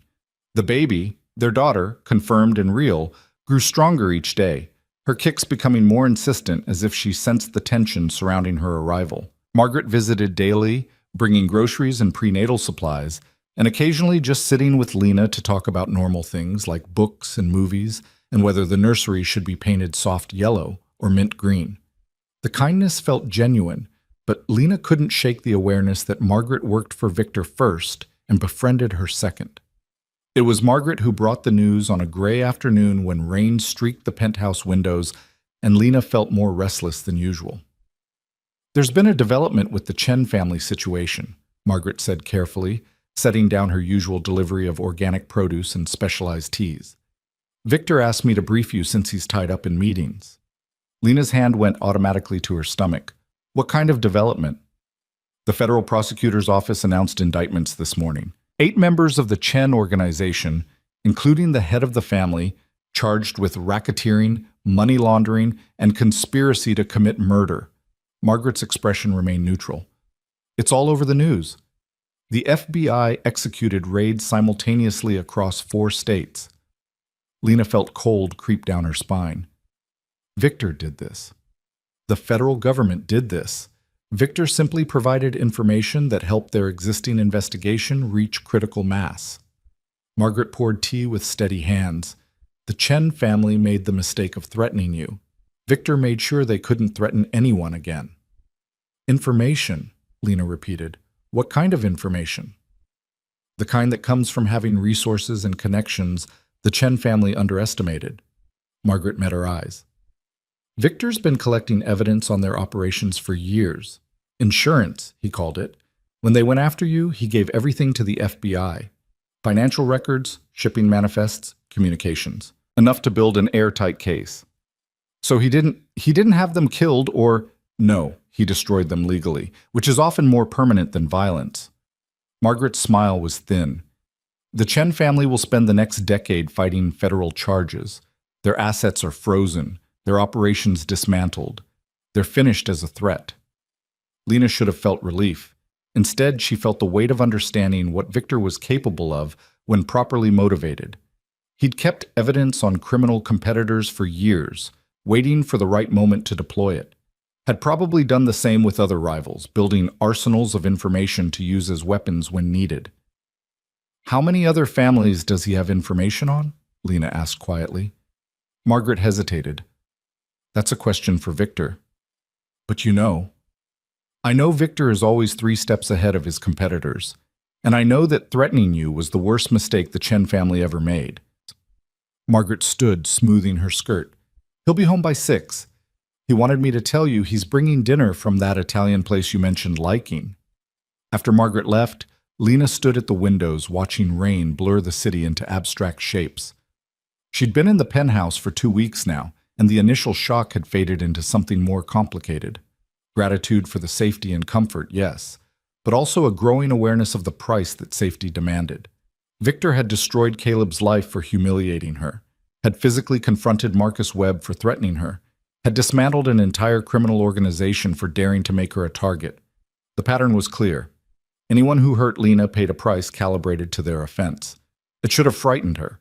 Part of her recognized that a normal, healthy response would be fear of a man with that much power and that little hesitation about using it. But the truth was more complicated. Because every time Victor unleashed consequences on someone who'd threatened her, Lena felt a dark satisfaction she couldn't quite suppress. Caleb had spent 2 years making her feel worthless, and now he was broke and unemployed and learning what powerlessness actually meant. The Chen family had tried to manipulate her with lies and fear, and now they faced federal prison. Maybe that made her complicit. Maybe accepting Victor's protection meant accepting the violence that came with it. The elevator chimed at exactly 6 o'clock. Victor emerged carrying bags from Rosario's, the small Italian restaurant 3 blocks from Lena's old apartment. She'd mentioned it once in passing, said their carbonara reminded her of better times, and apparently, Victor had filed that information away for future use. "You remembered," Lena said as he unpacked containers of pasta, fresh bread, and the tiramisu she'd once told him she craved during the pregnancy. "I remember everything you tell me." Victor's smile was warm as he plated the food. "How are you feeling? Margaret said she briefed you about the Chen situation." She did. Lena accepted the plate he handed her, the smell of garlic and cream making her stomach growl despite her complicated feelings. "You had evidence on them all along. You were just waiting for the right time to use it." "I was waiting for them to give me a reason. They did." Victor settled across from her with his own plate. "Are you upset?" "I don't know what I am." Lena twirled pasta on her fork, not eating yet. "You just destroyed 8 people's lives before dinner, and I'm sitting here grateful because it means I'm safer. What does that make me?" "Smart, practical. A mother protecting her child." Victor's voice was matter of fact. "Those 8 people made their choices, Lena. They chose to build their wealth through crime. They chose to threaten you when I made it clear you were off limits. They chose to ignore every warning I gave them.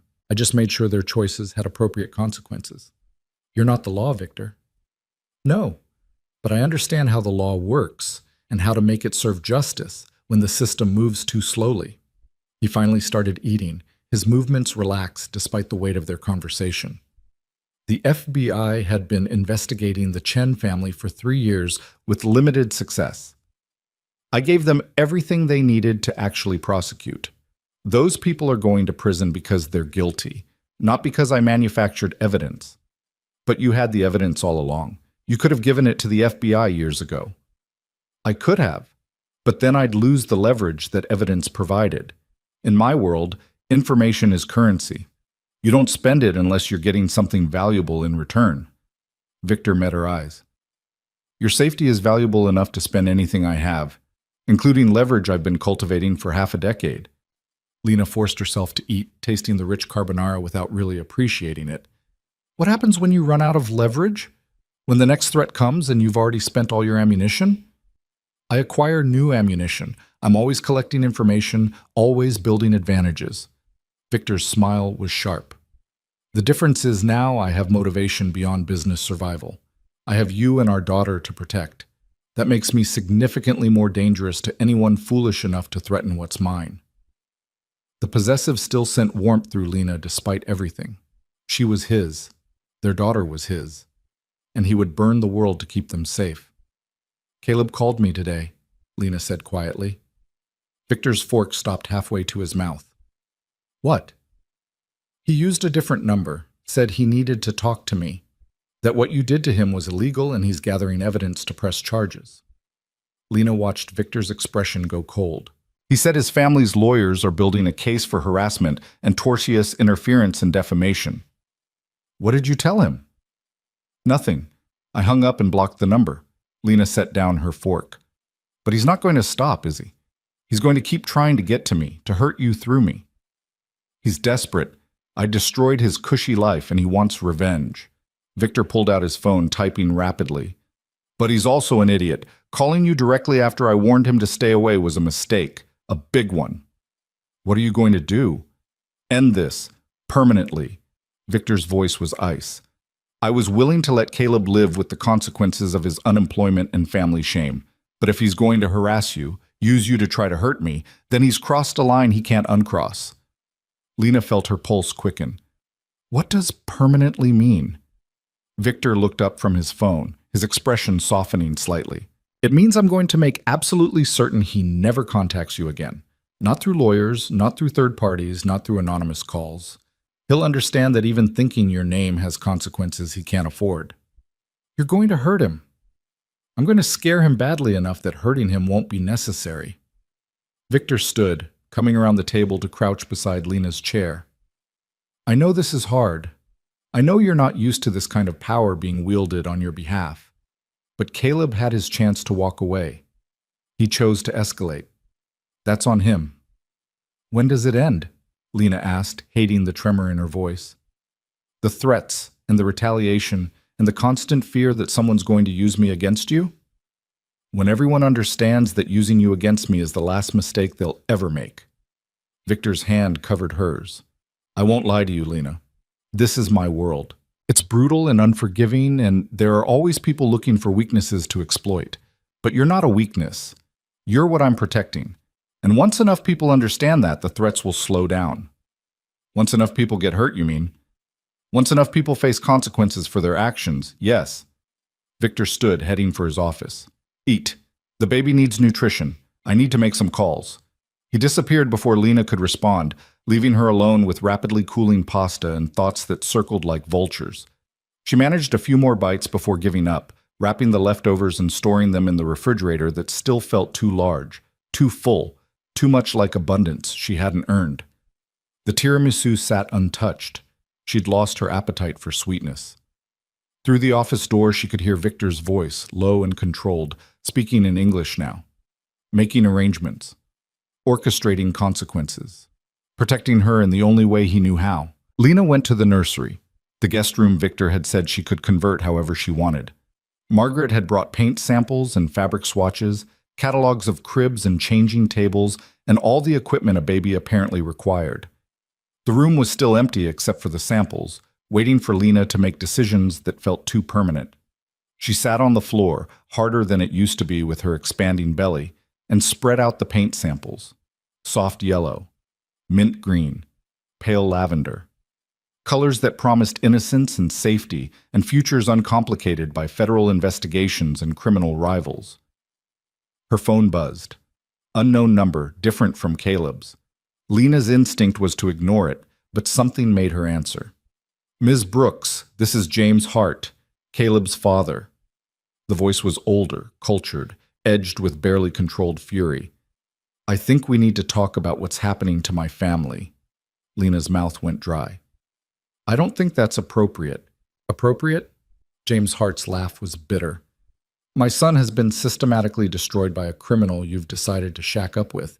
Our family business is in ruins because Victor Romano wielded influence we can't match. And you think appropriate matters? Your son humiliated me in public. He mocked my pregnancy. So that justifies this? Destroying his career, his reputation, bankrupting him? James Hart's voice rose. Whatever Caleb did to you, it didn't warrant this level of retaliation. But Romano doesn't understand proportional response, does he? He understands total annihilation. I didn't ask Victor to do anything to Caleb. You didn't have to. Just existing in Romano's orbit made you a weapon he could use. A pause, heavy with meaning. Do you know what kind of man you're involved with, Ms. Brooks? Do you know how many lives he's destroyed? How many people have disappeared or been ruined because they crossed him? I know he protects what's his. Lena's voice was stronger than she felt. And I know your son earned every consequence he's facing.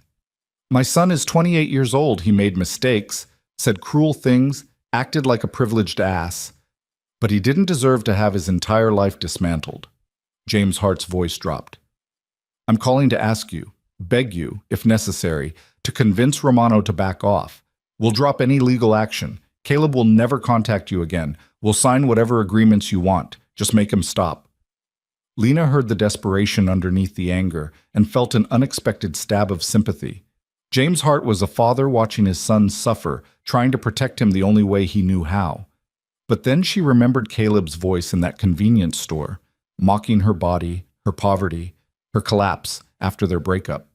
remembered Ashley's laughter and the cashier's uncomfortable silence and the weight of humiliation that had made her want to disappear. "No," Lena said quietly. "I won't ask Victor to stop. Your son had every chance to walk away. He chose to call me today, to threaten legal action, to try to hurt Victor through me. Those were his choices. You're condemning him to us. I'm not condemning him to anything. He's facing consequences for his own actions." Lena felt her voice steady. Maybe if he'd learned that lesson earlier, he wouldn't be in this position now. "Romano has turned you into someone who justifies cruelty. I hope you realize that." James Hart's voice was bleak.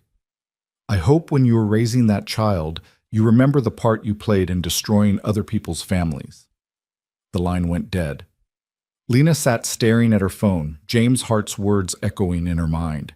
Had Victor turned her into someone who justified cruelty, or had she always had this capacity for cold satisfaction when people who hurt her finally faced justice? She didn't know. Couldn't tell anymore where her old self ended and this new person began. The office door opened. Victor emerged looking grim, his phone still in hand. "Caleb Hart is being arrested as we speak," he said without preamble. "Charges include stalking, harassment, and violation of a restraining order I had my lawyers file on your behalf this afternoon. His father called me, asked me to make you stop." Victor's jaw tightened. "What did you tell him?" "No." Lena met his eyes. "I told him no, that Caleb earned this." Something shifted in Victor's expression, pride mixed with concern. "You didn't have to do that. I would have handled James Hart." "I know, but he needed to hear it from me." Lena stood with effort, her hand supporting her lower back. "He said you've turned me into someone who justifies cruelty. Is he right?" Victor crossed to her, his hands gentle on her shoulders. He's a father watching his son face consequences and looking for someone to blame besides his son. "You're an easy target." His thumb traced her cheekbone. "But you're not cruel, Lena. You're just done being a victim." "Is there a difference?" "Yes. Victims accept abuse. You're refusing to accept it anymore." Victor pulled her closer. "That's not cruelty. That's self-preservation." Lena wanted to believe him. Wanted to believe she hadn't crossed some moral line by accepting, even encouraging, Victor's retaliation against the people who'd hurt her. But the satisfaction she'd felt hearing about Caleb's arrest sat uneasily in her chest alongside the memory of James Hart's desperate voice. "The baby's moving," she said quietly, deflecting from thoughts too complicated to untangle. Victor's hand went immediately to her stomach, his expression softening as he felt their daughter kick. "Strong, like her mother." "I'm not strong. I'm just surviving." "Same thing." Victor's voice was absolute. "And you're teaching our daughter that survival sometimes means fighting back. That's not a bad lesson." Maybe it wasn't. Maybe in Victor's world, her world now too, that lesson was the difference between safety and destruction. The next morning brought news that spread through Victor's network like wildfire. Caleb Hart had been released on bail within hours of his arrest, his family's remaining resources deployed to secure the best defense attorneys money could buy. But the charges stuck, and the restraining order stood, and the message was clear. Lena Brooks was untouchable. Margaret arrived with the daily delivery and an unusual request. "Victor wants to know if you'd be willing to meet with his sister," she said carefully. "Elena Romano. She's in town for business and wants to meet the woman carrying her future niece." Lena felt panic spike. "Victor has a sister? He never mentioned—" "He doesn't talk about his family much, but Elena is important to him. The only family he has left, really." Margaret's expression was hard to read. "She's protective, and she wants to make sure that you're the right fit for Victor's life." "You mean she wants to vet me?" "Essentially, yes." Margaret's smile was sympathetic. "Elena can be intimidating, but she's fair, and if she accepts you, you'll have an ally who's almost as formidable as Victor." The meeting was scheduled for that afternoon at a restaurant Lena had only read about in magazines, the kind of place that required reservations months in advance and charged more for a single meal than Lena used to spend on groceries in a month. Victor insisted on coming with her, his hand possessive on her lower back, as they were led to a private dining room where a woman sat waiting. Elena Romano was beautiful in a way that made Lena acutely aware of her maternity dress and swollen ankles. Dark hair swept into an elegant twist, sharp cheekbones, eyes the same color as Victor's but somehow harder. She wore a charcoal suit that probably cost more than a used car and held herself with the confidence of someone who'd never questioned her place in the world. She stood when they entered, her gaze sweeping over Lena with clinical assessment. "So, you're the woman who's captured my brother's attention," Elena said. Her voice was cultured, carrying the same trace of European accent Victor sometimes revealed. "I have to admit, I'm surprised. Victor usually has better sense than to get involved with complications." "Elena," Victor's voice held warning, "be civil." "I'm always civil. I'm simply observing that pregnancy and protection are complicated combinations." Elena gestured for them to sit. "Please, let's have lunch and get to know each other." The meal that followed was an exercise in subtle interrogation. Elena asked questions that seemed casual but probed for information. Lena's background, her education, her family history, what she'd done before meeting Victor, why she'd been alone and pregnant in a convenience store at 2 a.m. Lena answered honestly, sensing that lies would be detected and punished. She explained about Caleb, about losing her job and apartment, about the 7 months of survival that had brought her to that store. Elena listened without visible reaction, occasionally asking follow-up questions that cut to the heart of things Lena would have preferred to avoid. "So you accepted my brother's protection because you had no other options," Elena said finally. "Not because you care about him, but because he offered a better alternative to poverty." "That's not fair," Lena said quietly. "I care about Victor, but yes, I was desperate. I'm not going to pretend I would have made the same choices if I'd had resources." "Honest. I appreciate that." Elena took a sip of wine, expensive red that Lena couldn't drink. "Most women in your position would claim love at first sight or pretend the money doesn't matter. You're at least clear-eyed about the transactional nature of your arrangement."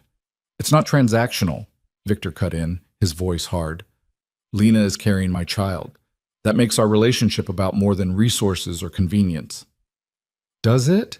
Elena turned to her brother. "You barely know this woman, Victor. One night 7 months ago and a few weeks of cohabitation don't constitute a relationship. They constitute a situation you're managing." "Careful," Victor warned. But Elena wasn't deterred. "I'm saying what needs to be said. You're making yourself vulnerable for a woman who might not deserve that vulnerability, who might take what you're offering and leave the moment she has enough resources to be independent." "I wouldn't," Lena heard herself say. "I'm not using Victor. I'm grateful for his protection, yes, but I'm not going to abandon him or our daughter the moment it's convenient." "How can you promise that? You don't know what you'll feel when the baby is born, when the danger passes, when you have financial security and options." Elena's gaze was relentless. "My brother is giving you everything. What are you giving him besides a child he didn't plan for?" The question hit harder than it should have. What was she giving Victor? Compliance? Gratitude? The satisfaction of protecting something that belonged to him? "She's giving me trust," Victor said before Lena could answer. "In a world where everyone wants something from me, where every relationship is calculated for advantage, Lena sees me as a person, not a resource or a threat or an opportunity. That's worth more than you know." Elena's expression softened fractionally. "I hope you're right. I hope she's as genuine as you believe, because if she's not, if she hurts you, I'll make the Chen family's destruction look gentle." The threat hung in the air, absolute and sincere. "Understood," Lena said quietly, "but I'm not going to hurt him. Or our daughter. This is my life now. I'm choosing it freely, knowing what it means." Elena studied her for a long moment, then nodded. "Then we understand each other. Welcome to the family, Lena, such as it is." The acceptance from Elena Romano changed something fundamental in Lena's relationship with Victor's world.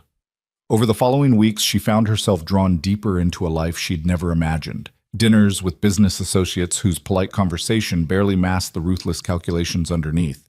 Charity events where Victor's presence commanded immediate attention. Meetings where decisions worth millions were made with handshakes and carefully chosen words. Elena visited twice more, each time with gifts for the baby and advice delivered with the bluntness of someone who'd never learned to soften truth. She taught Lena how to read the power dynamics in Victor's circles, How to identify genuine threats versus empty posturing. How to carry herself with the confidence expected of Victor Romano's partner. Because that's what Lena had become, even without formal declaration. Victor's partner. The mother of his child. The woman who stood beside him at events and held his hand through the nights, when business kept him awake with strategic planning. The penthouse felt less borrowed now. Lena had painted the nursery a soft yellow that reminded her of sunrise, had filled it with furniture she'd chosen herself from catalogs Margaret brought. The closet held maternity clothes that actually fit, shoes that didn't hurt her swollen feet, items that belonged to her rather than being temporary loans from someone else's life. Dr. Morrison confirmed the baby was thriving, 34 weeks now, gaining weight appropriately, positioned perfectly for birth. Everything was proceeding exactly as it should, the doctor said with satisfaction, as if Lena's previous months of inadequate prenatal care had been erased by these recent weeks of proper nutrition and medical attention. But the past wasn't so easily erased. Caleb's legal case ground forward despite his family's best attorneys, the restraining order ensuring he couldn't contact Lena directly, but not preventing the poison his lawyers spread through court filings. They painted Victor as a dangerous criminal who'd entrapped Lena, herself as a victim manipulated by wealth and fear, the whole situation as evidence of intimidation and abuse of power. Victor's lawyers countered with evidence of Caleb's harassment, his public humiliation of Lena, his own history of entitled cruelty. But the narrative had been seeded, and Lena felt it growing in whispers at the event she attended with Victor. Speculation about what kind of woman would choose a man like Romano, whether the pregnancy was real or fabricated, if she was complicit in his alleged crimes or truly a victim. It was James Hart who finally broke the stalemate, appearing at the penthouse lobby on a gray morning 6 weeks after his first phone call to Lena. Security stopped him immediately, but he stood in the marble entrance looking diminished and desperate, asking only to speak with Ms. Brooks for 5 minutes. Victor wanted to refuse. Lena saw it in the set of his jaw, the cold fury in his eyes when security called to report Hart's presence. But she put her hand on his arm and said quietly, "Let him up. This needs to end. He doesn't deserve your consideration. Maybe not, but I need to hear what he has to say." Lena met Victor's eyes. "Please, trust me." Victor's expression remained hard, but he nodded. 5 minutes, and I'm staying in the room." James Hart emerged from the elevator looking like he'd aged a decade in 6 weeks. His expensive suit hung loose, his face was haggard, his eyes held the hollow exhaustion of someone who'd fought every battle and lost them all. "Ms. Brooks," he said, his voice rough. "Thank you for seeing me." "You have 5 minutes," Victor said coldly. "Use them wisely." James Hart glanced at Victor, then back to Lena. "I came to apologize for Caleb's behavior in that store, for my own presumption in calling you, and trying to manipulate you into intervening, for everything my family has put you through." Lena gestured to a chair. "Sit. You look like you need to." Hart sat heavily, his hand shaking slightly. "Caleb is in jail. The bail was revoked after he violated the restraining order by having a friend call you 3 weeks ago. Did you know that?" Lena hadn't. She glanced at Victor, who nodded confirmation. "I didn't tell you because I didn't want to worry you," Victor said. "The friend has also been charged. The threat was eliminated." "The threat," Hart repeated bitterly. "My son is many things, entitled, cruel, foolish, but he's not a threat. He's a broken boy who made terrible choices and is paying a price far beyond what he deserves." "He harassed a pregnant woman," Victor said flatly. "Violated a court order. Continued to attempt contact after being explicitly warned of consequences. What price would be appropriate for that? Not this. Not destruction." Hart's voice cracked. "Our business is gone.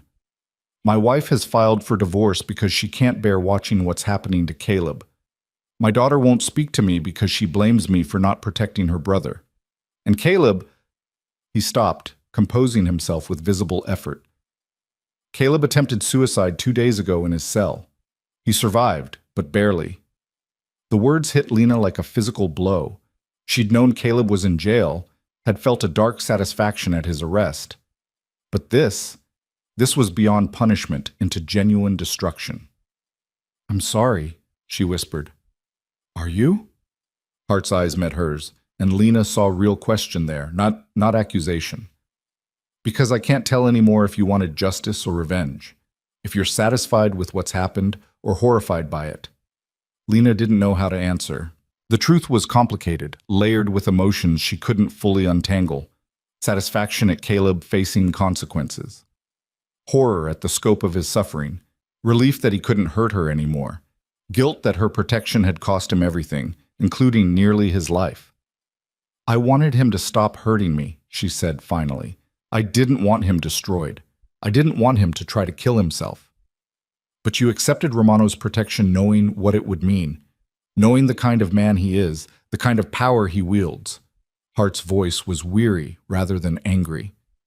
You made a choice to align yourself with someone who doesn't know the meaning of proportional response. That makes you responsible for the consequences. Careful, Victor warned, his voice dropping to something dangerous. But Lena held up a hand. He's right. I made a choice. I chose safety over mercy, protection over compassion. She looked at Hart directly. I'm sorry about what happened to Caleb. Genuinely sorry. But I'm not sorry I accepted Victor's protection. And I'm not going to ask him to stop defending me just because the cost is higher than I anticipated. Hart nodded slowly, like this was the answer he'd expected. Then I'm asking something else. Something smaller. He pulled papers from his jacket pocket. Caleb's lawyers want to negotiate a settlement. Drop all charges in exchange for a formal agreement that he'll never contact you again, never speak about you publicly, never come within 1,000 feet of you or your child. He'll accept a permanent restraining order. Accept exile from this city if that's what Romano requires. Just, please, let my son survive this. Victor took the papers, scanning them with the practiced eye of someone who'd reviewed countless contracts. His expression remained neutral, but Lena felt the tension in his shoulders. This is acceptable, Victor said after a long moment. With additions. The Hart family will also cease all legal action against me personally. James Hart will resign from the boards of any organizations where I hold influence. And Caleb will complete a minimum of 5 years supervised probation, including mandatory counseling. Victor, Lena said softly. He tried to kill himself. Maybe nothing. Victor's voice was absolute. He doesn't get to escape consequences by attempting suicide. He gets help, gets supervision, and gets his life back if he proves he can handle it responsibly. That's more mercy than he showed you. Hart looked between them, then nodded. I'll agree to your terms. All of them. Just let my son out of jail. I'll have my lawyers draw up the paperwork. Caleb will be released pending completion of the agreement. Victor's expression remained cold. But understand this, Mr. Hart. If he violates any term, if he comes near Lena or our daughter, if he even speaks her name in public, I will destroy what's left of him so thoroughly you'll wish I'd simply had him killed. Am I clear? Crystal. Hart stood with effort. Thank you. I know you don't think you owe us mercy, but thank you anyway. He left without another word, his shoulders bowed under the weight of defeat. After the elevator doors closed, Lena turned to Victor. You were going to accept the settlement anyway, weren't you? Before he even came here. I was considering it. Caleb in jail was making him a martyr. Caleb on probation, exiled, under constant supervision. That's a more effective punishment. Victor pulled Lena close. But I wanted you to see Hart beg. Wanted you to understand what happens when people hurt you. They don't just lose, they break. Lena should have been disturbed by the satisfaction in his voice. Instead, she felt that same dark recognition she'd been fighting for weeks. She was grateful for Victor's ruthlessness, relieved that people who hurt her faced consequences beyond what courts could impose. Complicit in a system of retribution that operated outside the law. I'm becoming like you, she said quietly. No, you're becoming yourself. The version that doesn't accept being treated as worthless. Victor's hand settled over her stomach where their daughter kicked with increasing insistence. That's not a bad thing, Lena. That's survival. The settlement was finalized within a week. Caleb Hart was released from jail into mandatory counseling and probation. His family's remaining assets liquidated to pay legal fees and settlement costs. He left the city 2 days later, relocating to his mother's family in Oregon, a broken man exiled from the life he'd known. Lena felt relief more than triumph. The threat was ended.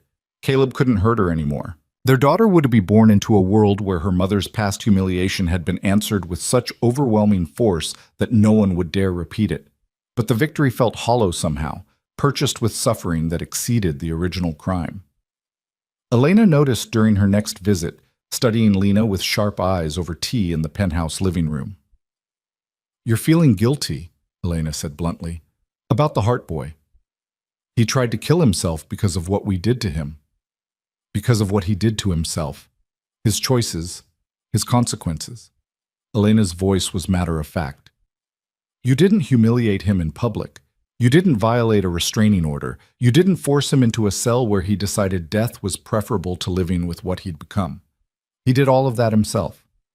But Victor's retaliation was proportional to the threat. A man who humiliates a pregnant woman, who continues to harass her after being warned, who uses his family's resources to make her life difficult.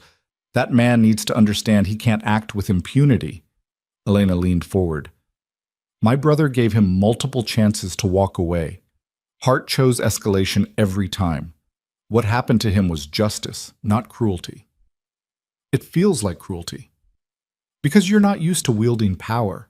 You're used to accepting abuse and moving on, but that's not how this world works." Elena's expression softened fractionally.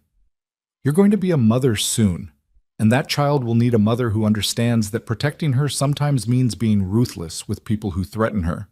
Would you rather she grow up watching you accept humiliation, or watching you stand beside a man who destroys anyone foolish enough to make you feel worthless?" The question hit at the heart of Lena's conflict. What example was she setting for their daughter? Acceptance of abuse or participation in retribution? Mercy or strength? Compassion or survival? She didn't know. Couldn't reconcile the woman she'd been with the woman she was becoming. The answer came unexpectedly 2 weeks later when Lena's water broke at 37 weeks, 3 weeks earlier than expected, but within normal range according to Dr. Morrison's calm assessment over the phone. Victor transformed from controlled businessman to barely controlled panic in seconds, his hands shaking as he grabbed the hospital bag they'd prepared, his voice tight with fear as he called for the car. "It's okay," Lena kept saying, even as contractions started rolling through her with increasing intensity. "This is normal. The doctor said 37 weeks is fine."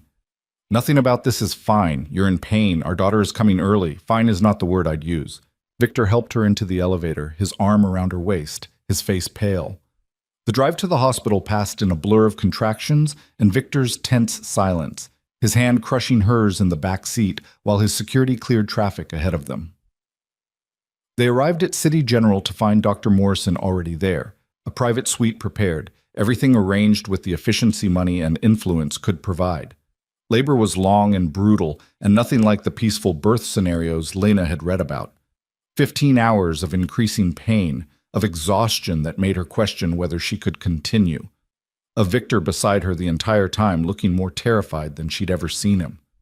"I can't do this," she gasped during a particularly vicious contraction. "I can't. It's too much." "You can. You are." Victor's voice was rough with emotion. "You're the strongest person I know, Lena. You survived 7 months alone. You survived poverty and humiliation and threats from people who wanted to break you. You can survive this. What if something goes wrong? What if the baby—" "Nothing's going wrong. Dr. Morrison is here. The best neonatal team in the city is standing by. Our daughter is going to be fine. You're going to be fine." His hand framed her face, forcing her to meet his eyes. "I won't let anything happen to either of you, I promise." The absolute certainty in his voice cut through Lena's panic. Victor Romano, who destroyed criminal organizations and made grown men beg, who wielded power like a weapon and showed mercy only on his own terms. This man was promising to protect her and their daughter against whatever came. And she believed him. 30 minutes later, Sophia Romano entered the world screaming her outrage at the indignity of birth. 6 pounds, 4 ounces of perfect, furious humanity with dark hair and eyes that would probably match her father's, and lungs that announced her displeasure with impressive volume. Lena held her daughter and felt every complicated emotion of the past months crystallize into single, overwhelming certainty. This child, this small, perfect person, was worth everything. Worth accepting Victor's protection. Worth the destruction of people who threatened her. Worth becoming someone harder and less forgiving than Lena had been before. "She's beautiful," Victor whispered, his voice breaking as he touched Sophia's tiny hand with reverent gentleness. "Perfect, just like her mother." "I'm not perfect." "You are to me. You gave me this." Victor's eyes were wet when he looked up. "A daughter, a family, a future I never thought I'd have. How is that anything less than perfect?" Sophia chose that moment to quiet, her small face turning toward Victor's voice with what might have been recognition. He made a sound that was half laugh, half sob, and carefully took his daughter from Lena's arms. Watching Victor hold Sophia, this dangerous man cradling their newborn with such profound tenderness, Lena understood finally what Elena had been trying to tell her. Power wasn't just about destruction. It was about protection, about creating safety in a world that offered none. About ensuring the people you loved never had to face threats alone. Victor had given her that. Had taken a woman who'd been invisible and made her central to his world. Had claimed their daughter before she was born and promised her a life of security and opportunity. Had destroyed anyone who tried to hurt them, not out of cruelty, but out of love, expressed in the only language he truly spoke, absolute, ruthless protection. "Marry me," Victor said quietly, his eyes still on Sophia. Lena's breath caught. "What?" "Marry me. Not because you owe me, or because you need protection. Because I love you. Because I want our daughter to grow up watching her parents choose each other every day." Victor looked up, his expression vulnerable in a way she'd never seen. "Because the thought of a future without you in it is unbearable." "You love me?" Lena felt tears streaming down her face. "Since when?" "Since that night 7 months ago when you sat in a hotel bar looking beautiful and broken and told me about feeling like you weren't enough. Since you left before morning without your number because you were afraid I'd regret you." Victor's smile was soft. "Since I spent months looking for you and then found you in a convenience store being destroyed by a small man and knew I'd burn down the world before I let anyone make you feel worthless again." "That's not love. I don't know what that is." "It's love the way I understand it. Protection. Devotion. The absolute certainty that you and Sophia are the most important things in my life." Victor shifted Sophia to one arm and took Lena's hand with the other. "I know I'm not what you imagined. I know my world is dangerous and my methods are ruthless. But I'm yours, Lena. Completely. If you'll have me." Lena looked at the man holding their daughter, at the future he was offering. It wasn't the life she'd planned, wasn't safe or normal or anything she'd thought she wanted. But it was real. And it was hers. And the man offering it had proved again and again that he'd protect her against anything. "Yes," she whispered. "Yes, I'll marry you." Victor's smile transformed his face, making him look younger and less burdened. He leaned forward carefully, mindful of the baby between them, and kissed Lena with a gentleness that promised forever. The wedding happened 2 months later in a private ceremony attended by Elena, Margaret, and a handful of Victor's closest associates. Lena wore ivory silk that accommodated her still recovering body and held Sophia through the vows, their daughter sleeping peacefully through the promises her parents made. Victor slid a platinum ring onto Lena's finger, a single diamond so large it felt obscene, surrounded by smaller stones that caught the light like captured stars. His own ring was simple platinum, unadorned, a circle that represented the commitment he was making. "I promise to protect you and our daughter with everything I am," Victor said, his voice steady despite the emotion in his eyes. "To give you the life you deserve. To destroy anyone who threatens what we're building here. To love you until the day I die and beyond, if such things are possible." Lena felt tears streaming down her face as she made her own promises. "I promise to stand beside you in this world you've brought me into. To trust your protection even when I don't understand your methods. To raise our daughter to be strong and fierce and unafraid. To love you for exactly who you are, not who I might have wanted you to be." The officiant pronounced them married, and Victor kissed her like they were the only two people in the world. Sophia woke and made her displeasure known, and the moment dissolved into laughter as they soothed their daughter together. The months that followed brought a rhythm Lena had never known.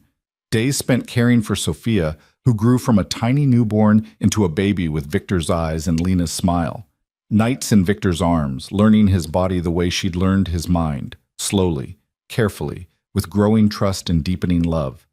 Events where she stood beside him as his wife, watching him navigate his dangerous world while knowing she and Sophia were protected from its worst elements. Elena became a regular presence, teaching Lena the language of power, while doting on her niece with surprising tenderness. Margaret remained a steady friend, helping Lena adjust to the massive changes in her life with patience and practical wisdom. And Caleb Hart remained in Oregon, his probation keeping him far from the life he'd destroyed and the woman he'd tried to break. Lena received updates occasionally through Victor's network. Caleb was working a normal job, attending therapy, trying to rebuild something from the ruins of his entitlement. She felt sympathy for him now, distant and complicated, but no longer tinged with guilt. He'd made his choices. She'd made hers. They were both living with the consequences.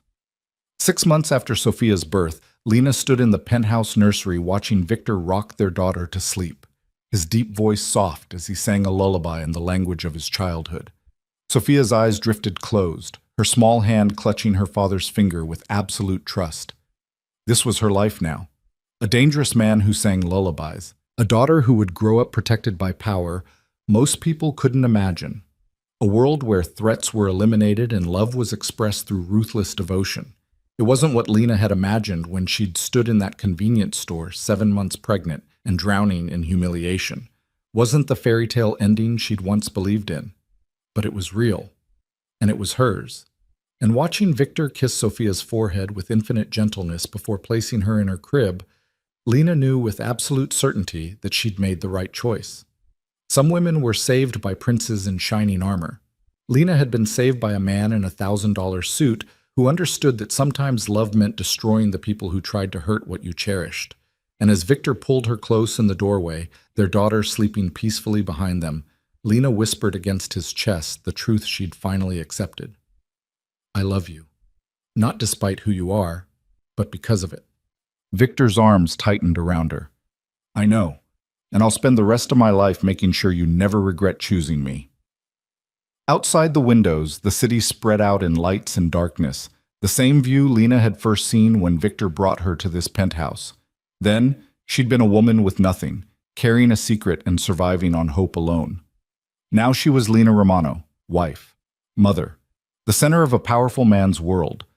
The woman who'd been humiliated in a convenience store had become someone no one would dare humiliate again. And the man who'd witnessed that humiliation had made certain the whole world understood what happened when you tried to break something he loved. Sophia stirred in her sleep, making the small sounds babies make when dreaming. Victor and Lena stood together in the doorway, watching their daughter, and Lena felt peace settle over her like a benediction. This was her family, her future, her new legacy. And it had all started with one night 7 months ago when a broken woman and a dangerous man found each other in darkness and created light.